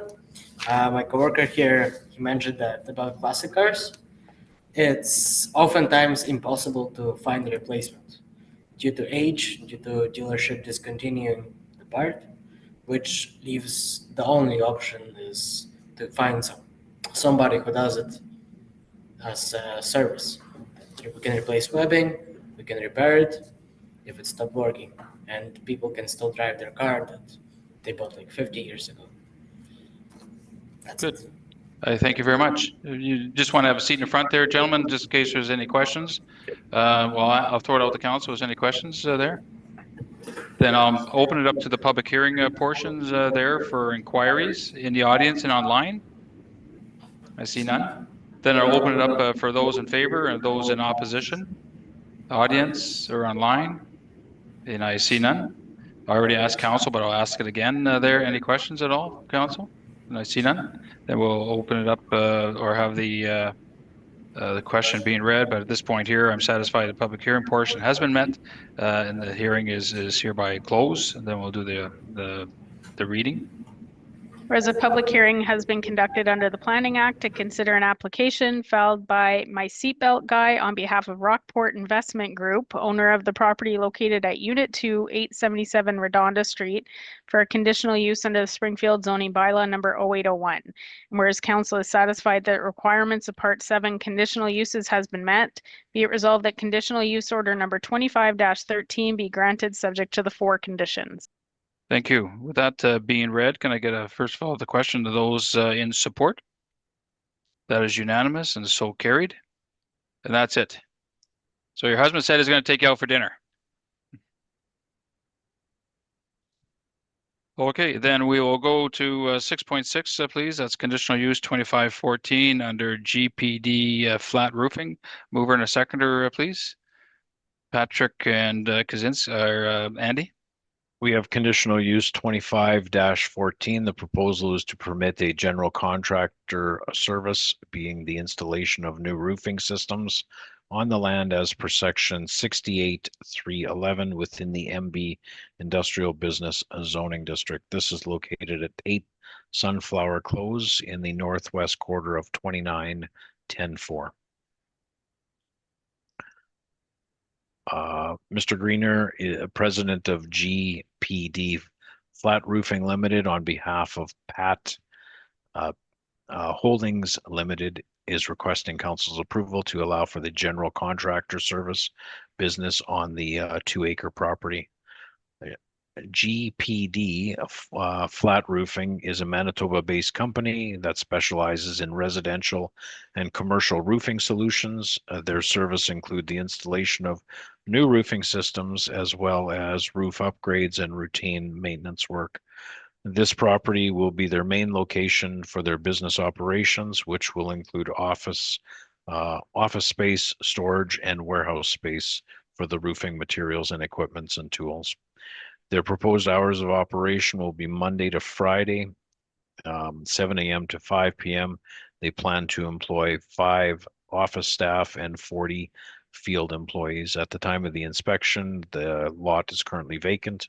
If council were to approve this conditional use, I would offer the following condition. Number 1, that the applicant obtain the required municipal permits. Thank you, Mayor Therrien. Thank you, Mr. Doucette. Would Paul Gerner, the applicant, be in the audience? Sir, any questions or any additions to what he had to say? If so, you have to come up to the podium.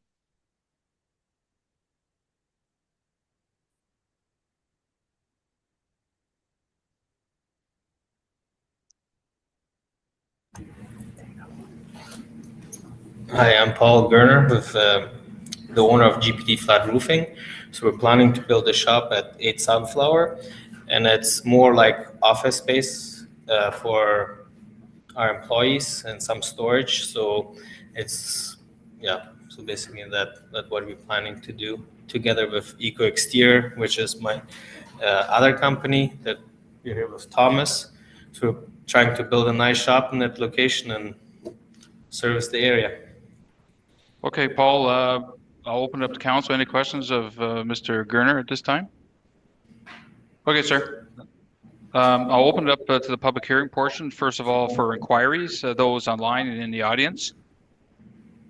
Yeah, I see none. Then I'll open it up for both those in favor and or those in opposition, both in the audience and online. And I see none. Any questions from council at all? I see none. I'm satisfied the public hearing portion has been met there, and no further questions will be allowed, and the hearing is closed. If we can do the reading, we can do a vote. Whereas a public hearing has been conducted under the Planning Act to consider an application filed by Paul Gerner of GPD Flatroofing Limited on behalf of PAT Holdings Limited, owner of the property located at 8 Sunflower Close, for conditional use under the Springfield zoning bylaw number 0801. Whereas council is satisfied that the requirements of Part 7 conditional uses has been met, be it resolved that conditional use order number 25-14 be granted subject to the one condition. Thank you. With that conditional use resolution being read under 2514, can I get a show of hands? First of all, the question for those in support. That would be unanimous and so carried. Thank you very much, Paul. Then we'll go to 6.7, conditional use 2515 under Eco Exteriors there. Can I get a mover and a seconder, please? Miller and Fuel.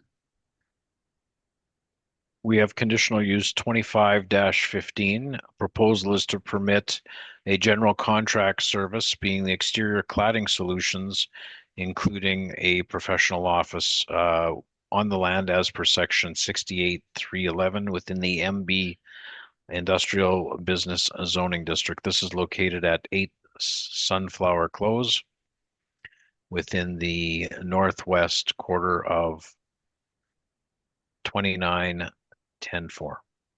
Is there an issue, Colleen?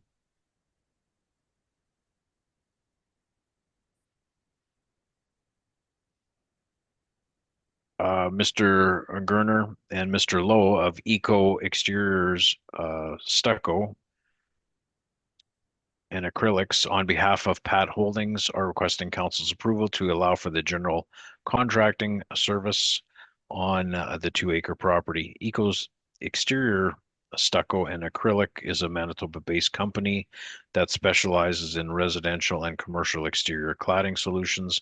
Their service includes the installation of metal siding, stucco, and stone veneer. This property will be the main location for their business operations, which will include office space, storage, and warehouse space for the cladding and stucco materials and equipment and tools. The proposed hours of operation will be Monday to Friday, 7 a.m. to 5 p.m. They plan to employ 4 staff and 4 office staff and 35 field employees. At the time of the site inspection, the site was vacant, and if council were to consider approval of this conditional use, I would offer the one condition that the applicant obtain the required municipal permits. Mr. Gerner had made 2 separate applications for the 2 separate businesses, just to keep them at the same location. Thank you, Mayor Therrien. Thank you, Mr. Doucette. I'll throw it out to Mr. Gerner and Lowe. Is there anything else you wanted to add there? She's good? Okay. Then I'll throw it out for the public inquiry portion here for inquiries online in the audience. I see none. Then I'll open it up for those in favor and or those in opposition, both in the audience and online. And I see none. I'll open it up to council. Any questions or concerns? Again, I see nothing there. At this time here, I'm satisfied the public hearing the matter has been met, and I'm prepared to close the public hearing, and it's hereby closed, and we can do the reading. Whereas a public hearing has been conducted under the Planning Act to consider an application filed by Eco Exteriors Stucco and Acrylics on behalf of PAT Holdings Limited, owner of the property located at 8 Sunflower Close, for a conditional use under the Springfield zoning bylaw number 0801. Whereas council is satisfied that the requirements of Part 7 conditional uses has been met, be it resolved that conditional use order number 25-15 be granted subject to the one condition. Thank you very much. Their conditional use 2515, number 6.7 on our agenda there. The question is first for those in support of 2515. Show of hands. It is so carried. Thank you, gentlemen. Then we'll go to conditional use 2516 under Weah. Mover and a seconder, please. Warren and Terrian. We have conditional use 25-16. The proposal is to permit an automotive and recreational vehicle sales on the land as per section 6935 within the MG-1 Industrial General Zoning District. This is located at 162 Transport Road. Mr. Weah is requesting council's approval to permit an automotive and recreational vehicle sales business within 162 Transport Road. As indicated within the letter of intent, they plan to lease the property for the sale of small used vehicles. They have stated that the site will include office space and access for parking for 2 vehicles. The hours of operation will be by appointment only. Mr. Weah will be the only employee of the business. The applicant will have two cars on hand at any given time. At the time of the exterior inspection, there were vehicles shown within the property.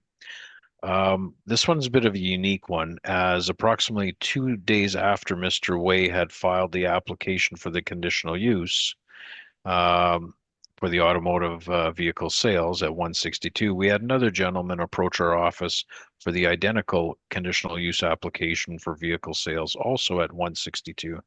I had instructed our building inspector to conduct an internal inspection of the building and asked specifically in the building where the second office for this at automotive sales business would be.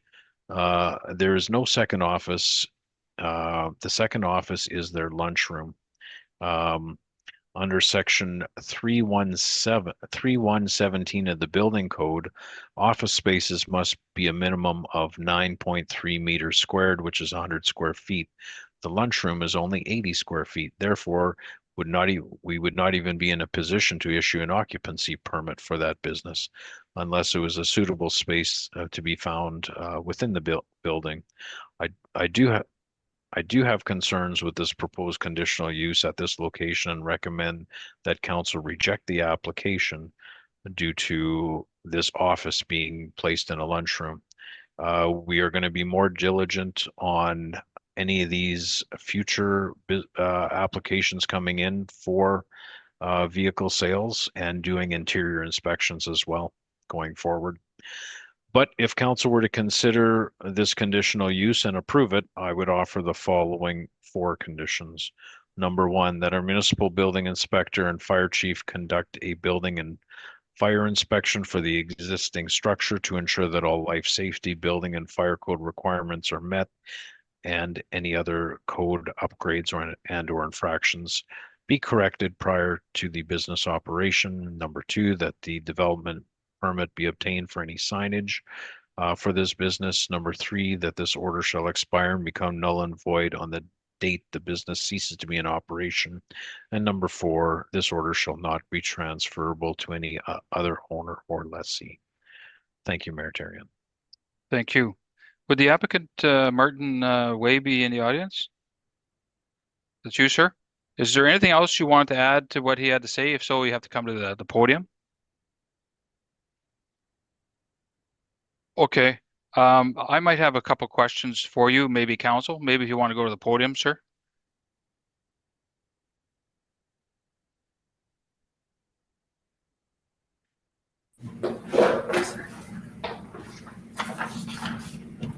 Any questions from council? My question, Mr. Weah, is the coffee room is too small. Is there some way of making it bigger? Removing a wall, pushing it, or something like that? I'm not sure, to be honest. So that hasn't been explored yet? No. You understand that our planning department is asking, his suggestion, planning department is to refuse it at this time? Yeah, I Because of understand. that? Yeah. Okay. And that's his opinion because you can't get an occupancy. Correct me if I'm wrong, Mr. Doucette, about that. You can't get an occupancy permit unless we have it's complying with that extra 15 feet or something. It's a square footage basis, footage. so they'd lose out on their kitchen. And so if Mr. King, the one who owns the building, has another location within that, we would consider this application, but he has to have a suitable space. Office It's not space. big enough? Pardon me? Is it because it's not big enough? That's correct.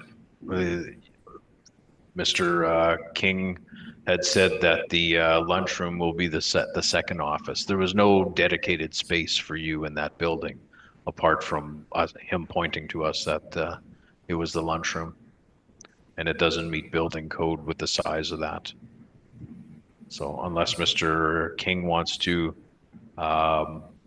do renovations to that building for an extra office space, but I don't know what his lease arrangements are with the other tenants in that structure. So council could vote on it, or they could table it until there's a solution for Mr.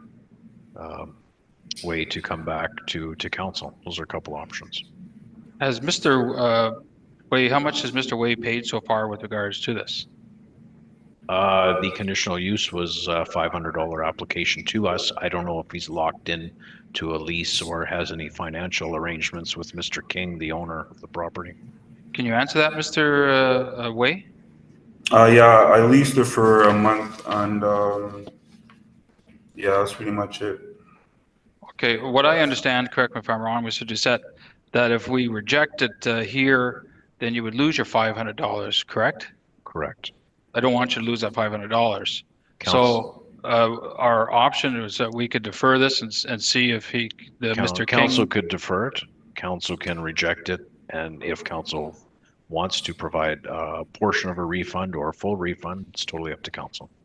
I don't understand the issue with the office being too small. It's just a place to sign papers for the cards and stuff like that. Because like I'm a new card dealer, right?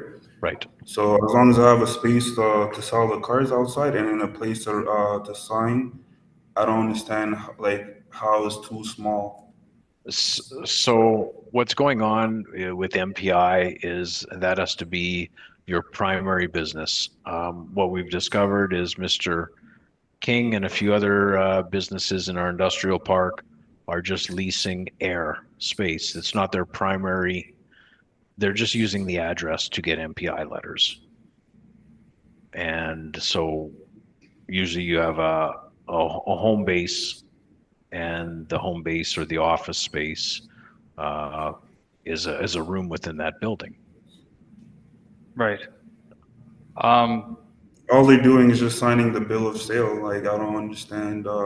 They can come to the place, test drive the car, and then we can go to the lunchroom, sign the bill of sale, and then I don't really see the complication in that is too small to sign a bill of sale.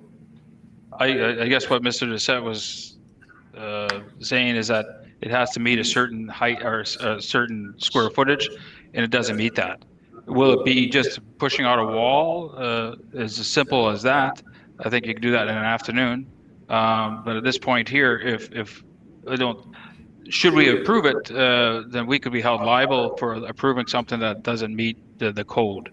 So I want you to not, you could leave here with it being defeated there, and it's a council decision, then you lose your $500. So my suggestion, or this is just myself, is maybe we defer this until next month, and maybe you can get that with Mr. King, put your heads together and save yourself $500 and come back here with that room a little bit bigger. You know what I mean? Is it as simple as that, Dan? It doesn't necessarily have to be that room. Well, like there is a lunchroom, it's 80 square feet. Yeah. And that can't be classified as an office. Oh, I see. But because of the square footage under the building code. But it doesn't say that Mr. King can't share an office space that meets the building code requirements. When our building inspector went to the site, he said, no, that room is the second office. So that's the parameters that we have to go on. Yeah, Mr. Sorry, Deputy Mayor, go ahead. Yeah, I just. Make sure. I'm on side with deferring it. I think it's something that maybe can be worked out, and then we can defer it for a month and see if you can work it out with Mr. King. Again, there's code restrictions for reasons for safety, and I abide by those too. Thank you. It'll just save the $500. It gives you, we're not throwing it away. We're just going to put it on the shelf and wait for 30 days. And in that time, you should get something done. But Councilor Kaczynski? Thank you.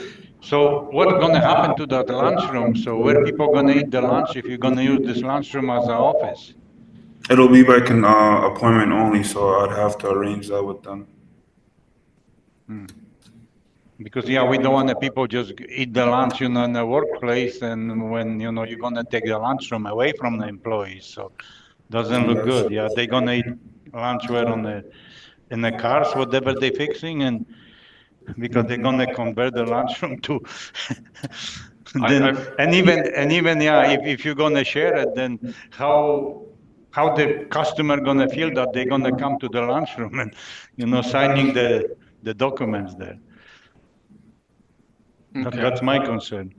All right. Thank you. Is everybody? I guess the question is, if we were to defer this, then Martin will hold back the payment. He won't lose his money and come back in 30 days, and then hopefully that'll be rectified. It's something that you, Mr. King, and Mr. Doucette get on the phone, put your heads together, and I'm sure this will be easily rectified.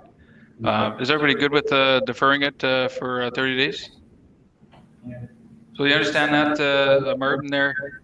Get on the phone with Mr. King, and then you guys can work it out with Mr. Doucette. This way, we're going to save you the $500.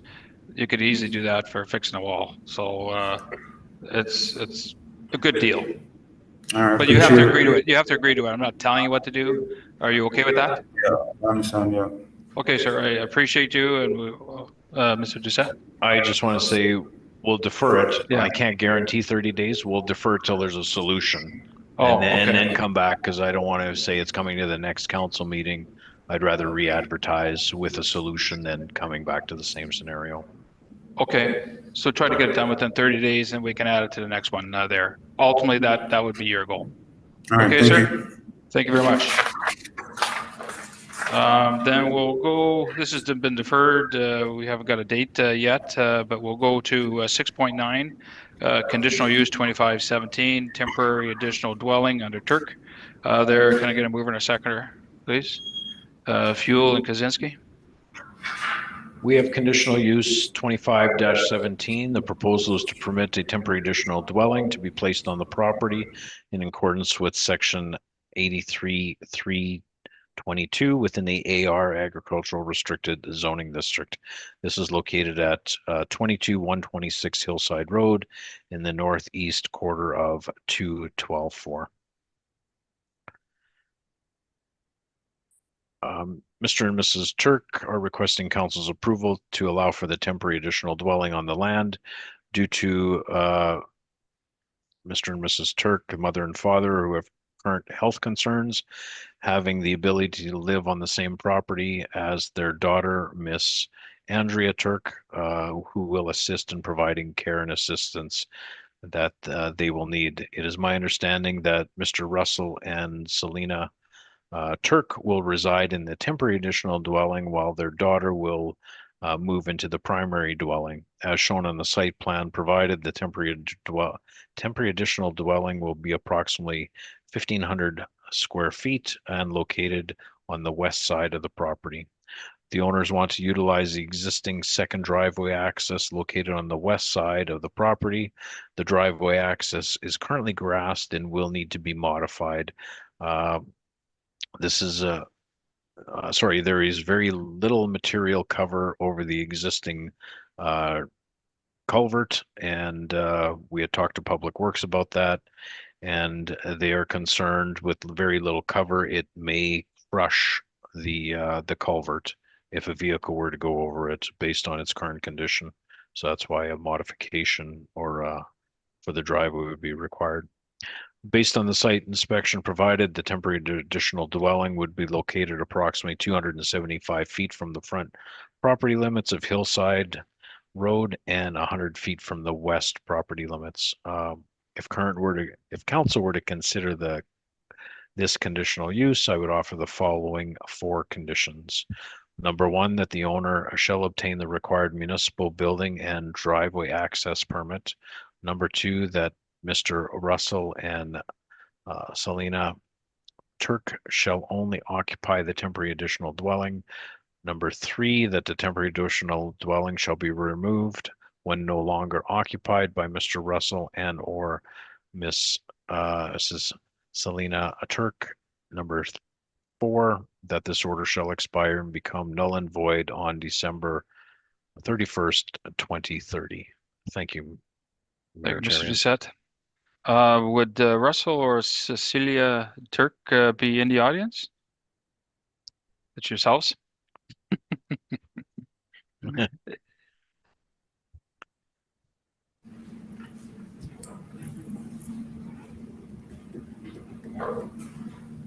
That's not gonna help. There we go. You never know. Okay, sorry. My name's Andrea Turyk, daughter. Okay. Dad couldn't be here tonight. He did plan on coming out, but he's been in the hospital for 2 weeks. Okay. So myself and my daughter are here to represent. You had made a point, Mr. Doucette, about the secondary driveway. Yes. And the secondary driveway has been in our family for longer than we've been owners of the property, which is going into 23 years now. And it's been used lots. So it hasn't crashed yet. Just want to let everyone know that it's not planning on caving in anytime soon. But yes, we are definitely going to be making sure that that gets looked after so that everything and anything that does need to come in to be placed in position for mom and dad to be comfortable and comfortable for a long time can be there and brought in. That's just my first thought because you did mention that to expand on, so I wrote it down. The second, if anything else after that, was just a question about wanting to have you clarify for me, just so that I understand, so I can take it home for them, about what happens when you had mentioned a date. When the term, so is it 5 year? Was it 5 years? It's a 5-year term, yes. So is that just us coming back in to request an extension? Correct. Revisiting the term again? Yes, and okay. it goes back before council. Okay, so the same process happens again for us in 5 years? We would come back in the same as we are? Correct. Okay, so that's me asking questions. Thank you for listening to that, and if anyone has any questions, I'll stay. It's just easier than going back. Wow, you should sit here. You've done a fine job. That was when I could talk. That was when I did at one time, not here. Any questions from council? Councilor Miller? Thank you for your presentation, and thanks to remain in our community, especially on Hillside. So my question is, builds on what you had said. After the 5 years, you can potentially come to us to renew or to seek a new term, but I would encourage you absolutely to keep the property in immaculate or good condition. And the reason is I get calls often about people who have mobile homes or additional dwellings that let them go into non-repair and actually are unsightly and frankly are not conducive to the community, right? So I would just encourage you to maintain it as best you can. I'm grateful. Thank you for saying that, because I didn't mean to hit myself so hard. Wanting to stay in the community, especially where we have been for as long as we have been as a family, is a really important part of who we are as a family. The community is so special. The neighbors are very special. They all are aware of our desire to stay active in our community, be outside as much as we can as a family, gardening and things like this, and wanting to be there just to be a part of everything and keep my family thriving. So that's really a special part. So wanting to, maintain everything outside, as you made a special point of saying, we can't do that if we're not there with mom and dad. So thank you. Thank you, ma'am. Any other questions from council? Councillor Kaczynski? Yes, I just want to make comment that we really appreciate that family helping family and retaining the, your parents with your family and, make them as comfortable as possible in their older age. That we really appreciate that, we still have people in our community that do those things. Thank you. That's important. Thank you. Thank you. I don't see any more questions, ma'am. You're not that far away, and I don't think it will be. So you can have a seat back. Then I'll open it up to the public in the inquiry portion there for inquiries in the audience and online. And I see none. Then I'll open it up for those in favor and or those in opposition. Again, nothing is seen there. Any other questions from council? I see none. Then I'm satisfied the public hearing portion has been met there at this time here. I'm prepared to close the public hearing portion. We'll do the reading and our vote. Whereas a public hearing has been conducted under the Planning Act to consider an application filed by Russell and Cecilia Turyk, owners of the property located at 22-126 Hillside Road, for conditional use under the Springfield zoning bylaw number 0801. Whereas council is satisfied that the requirements of Part 7 conditional uses has been met, be it resolved that conditional use order number 25-17 be granted subject to the 4 conditions. With that conditional use being read under 2517, Turyk, can I get a show of hands, those in support? And is unanimous and it is so carried. Thank you very much, ma'am. Did a heck of a good job. So if you want to stay 10 minutes, you can close the hearing, the whole thing here for us. But thank you very much. We'll go down to 2518 under Yuriys there for conditional use 2518. Can I get a mover and a seconder, please? Warren and Kaczynski. Sorry, Andy, did you have your hand up? Yeah, Warren and Kaczynski. We have conditional use 25-18. The proposal is to permit an automotive and recreational vehicle sales and also an automotive and equipment repair shop business on the land as per section 69(3)(4) and 5 within the MG Industrial General Zoning District. This is located at Unit 262 Don Valley Parkway. Mr. Yuriys Auto Repair Limited is requesting council's approval to permit an automotive and equipment repair and an automotive and recreational vehicle sales business within Unit 262 Don Valley. As indicated within their letter of intent, types of repairs will be performed, will be oil changes, tire changes, wheel alignments, auto electric repair, maintenance services, air conditioning repair, glass replacement, exhaust repair, and replacement, also auto detailing. There will be no tire storage on the site. They indicate to have 5 vehicles for repair outside. Within their lease agreement, they have a southern rear yard compound for the parking of 10 to 20 vehicles, whether for repair or sales. 6 additional parking stalls in the front yard will be for employees. Proposed hours of operation will be Monday to Saturday, 9 a.m. to 6 p.m. They expect to hire up to 6 employees for their business. At the time of this inspection, it was observed that there were a few vehicles parked within the front yard. I have no concerns with this proposed business at this location. Number one, if council were to consider this conditional use, I would offer the following 4 conditions. Number one, that our municipal building inspector and fire chief conduct a building and fire inspection for the existing industrial building and to ensure that all life safety, building and fire code requirements are met and that any required code upgrades and or infractions be corrected prior to the operation of the business and the issuance of any correspondence for MPI. Number 2, that a development permit be obtained for any signage related to the business. Number 3, that this order shall expire and become null and void on the date the business ceases to be in operation. Number 4, that this order shall not be transferable to any other owner and or lessee. Thank you, Mayor Therrien. Thank you. Would the applicant under Rockwood Investments or Yuriys be in the audience or online? I see neither. Then prepare to go to inquiries online or in the audience. I see nothing for inquiries. Then I'll open it up for those in favor and or those in opposition, both in the audience and online. And I see nothing. There any questions? Well, from council at all towards Mr. Doucette? I see none. Then I'm satisfied the public hearing portion has been met there. This time here, I'm prepared to close the public hearing and then read the question and vote.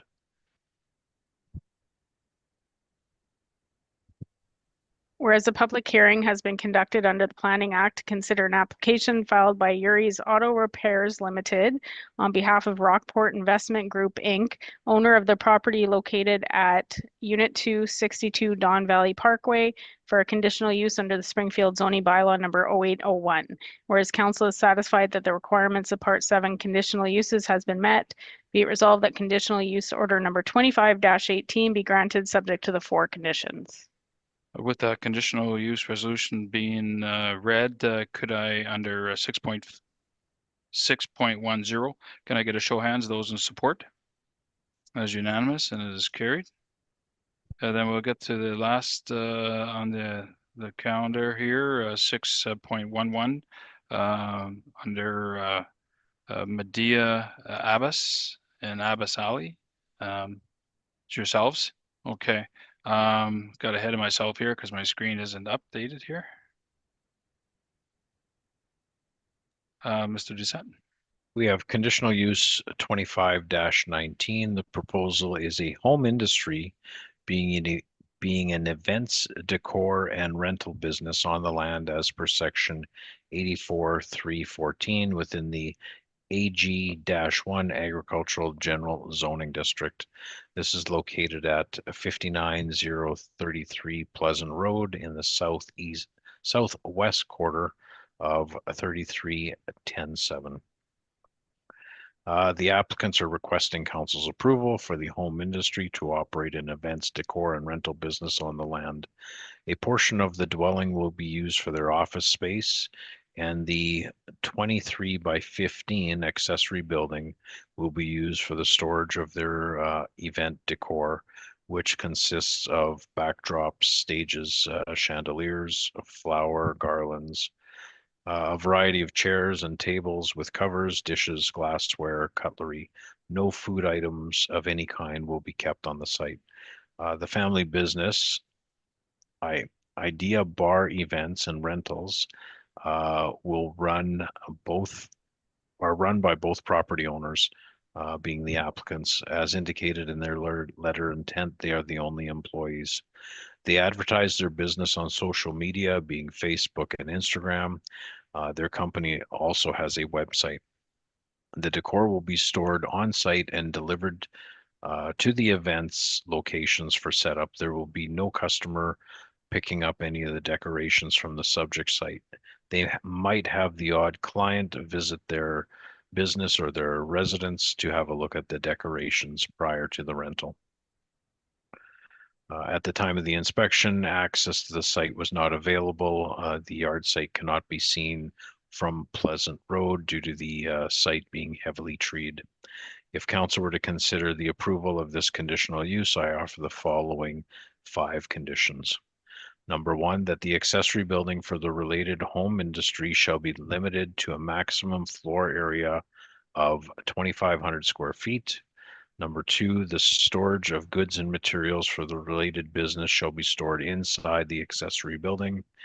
Number 3, this order shall expire and become null and void on the date ceases to be in operation. Number 4, this order shall not be transferable to any other owner and or lessee. And number 5, the owner shall obtain an annual municipal business license. I'd just like to explain condition number 1 for council.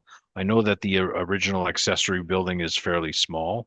Within our zoning bylaw, the maximum limitation is 2,500 square feet. So I'd hate for council to limit their business if it expands. If they want to get a permit for an accessory building, to put more of their decor in there. So that's why I left it, put it to the maximum of the 2,500 square feet without coming back to a new conditional use hearing before council. Thank you, council and Maritarian. Good. I think that's good thinking on your part there, Mr. Doucette, there. Already Medea Abbas and Abbas Ali. Sir and ma'am, is there anything else you want to add what Mr. Doucette had not mentioned? Sure, if you want to come up here, just state your name for the record there and then.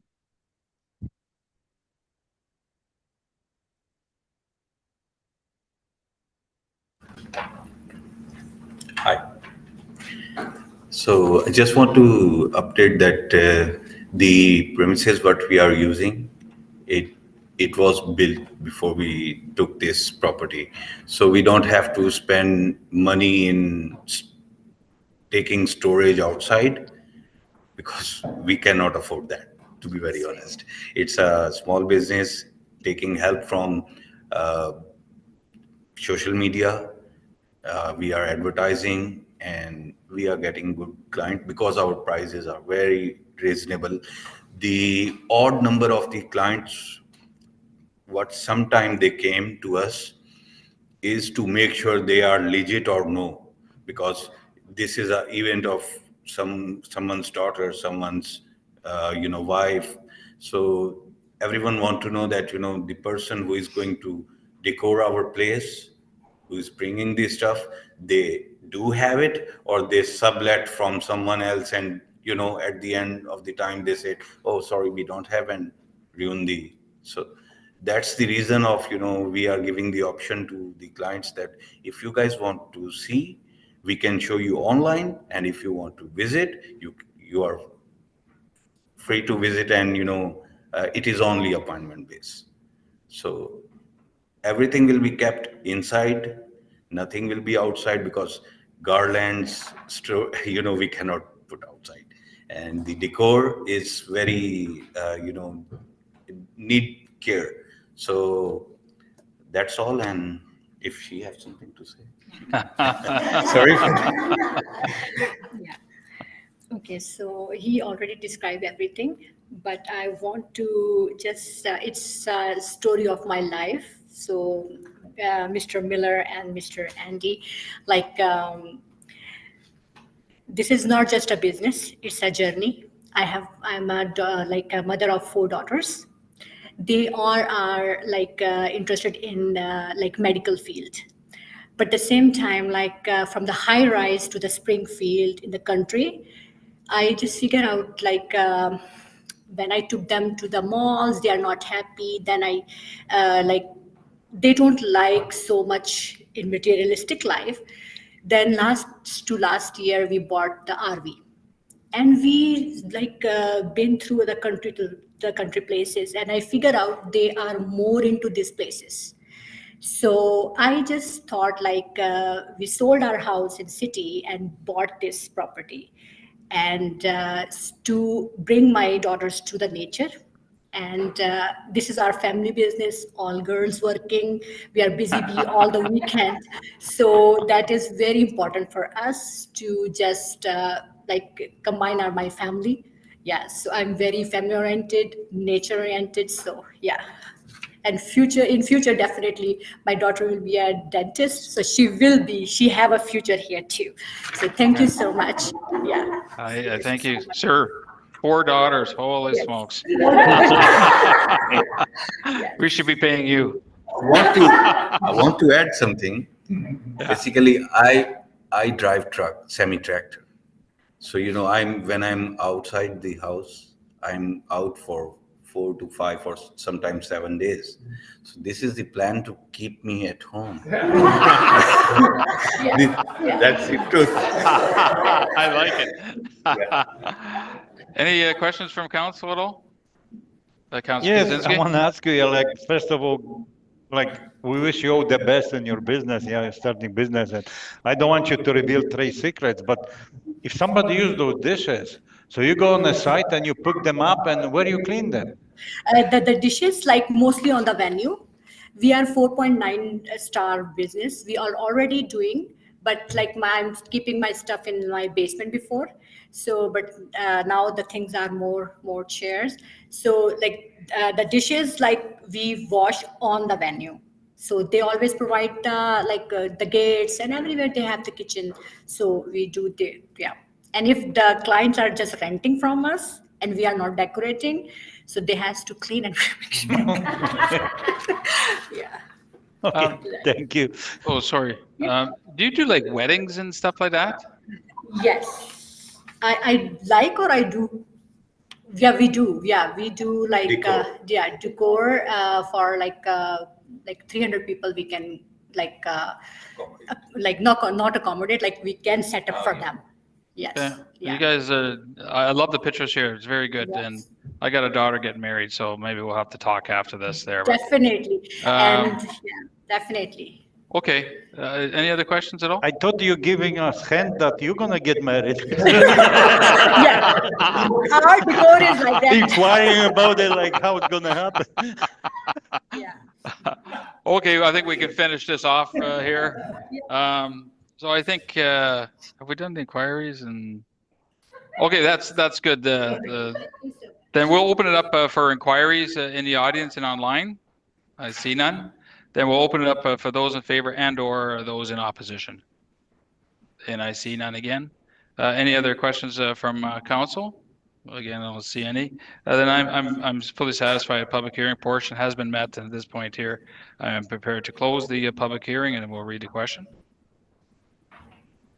Whereas a public hearing has been conducted under the Planning Act to consider an application filed by Medea Abbas and Abbas Ali, owners of the property located at 59033 Pleasant Road, for a conditional use under the Springfield zoning bylaw number 0801. Whereas council is satisfied that the requirements of Part 7 conditional uses has been met, be it resolved that conditional use order number 25-19 be granted subject to the 5 conditions. Thank you. With that being read, can I get a show of hands of those in support? That is unanimous and so carried.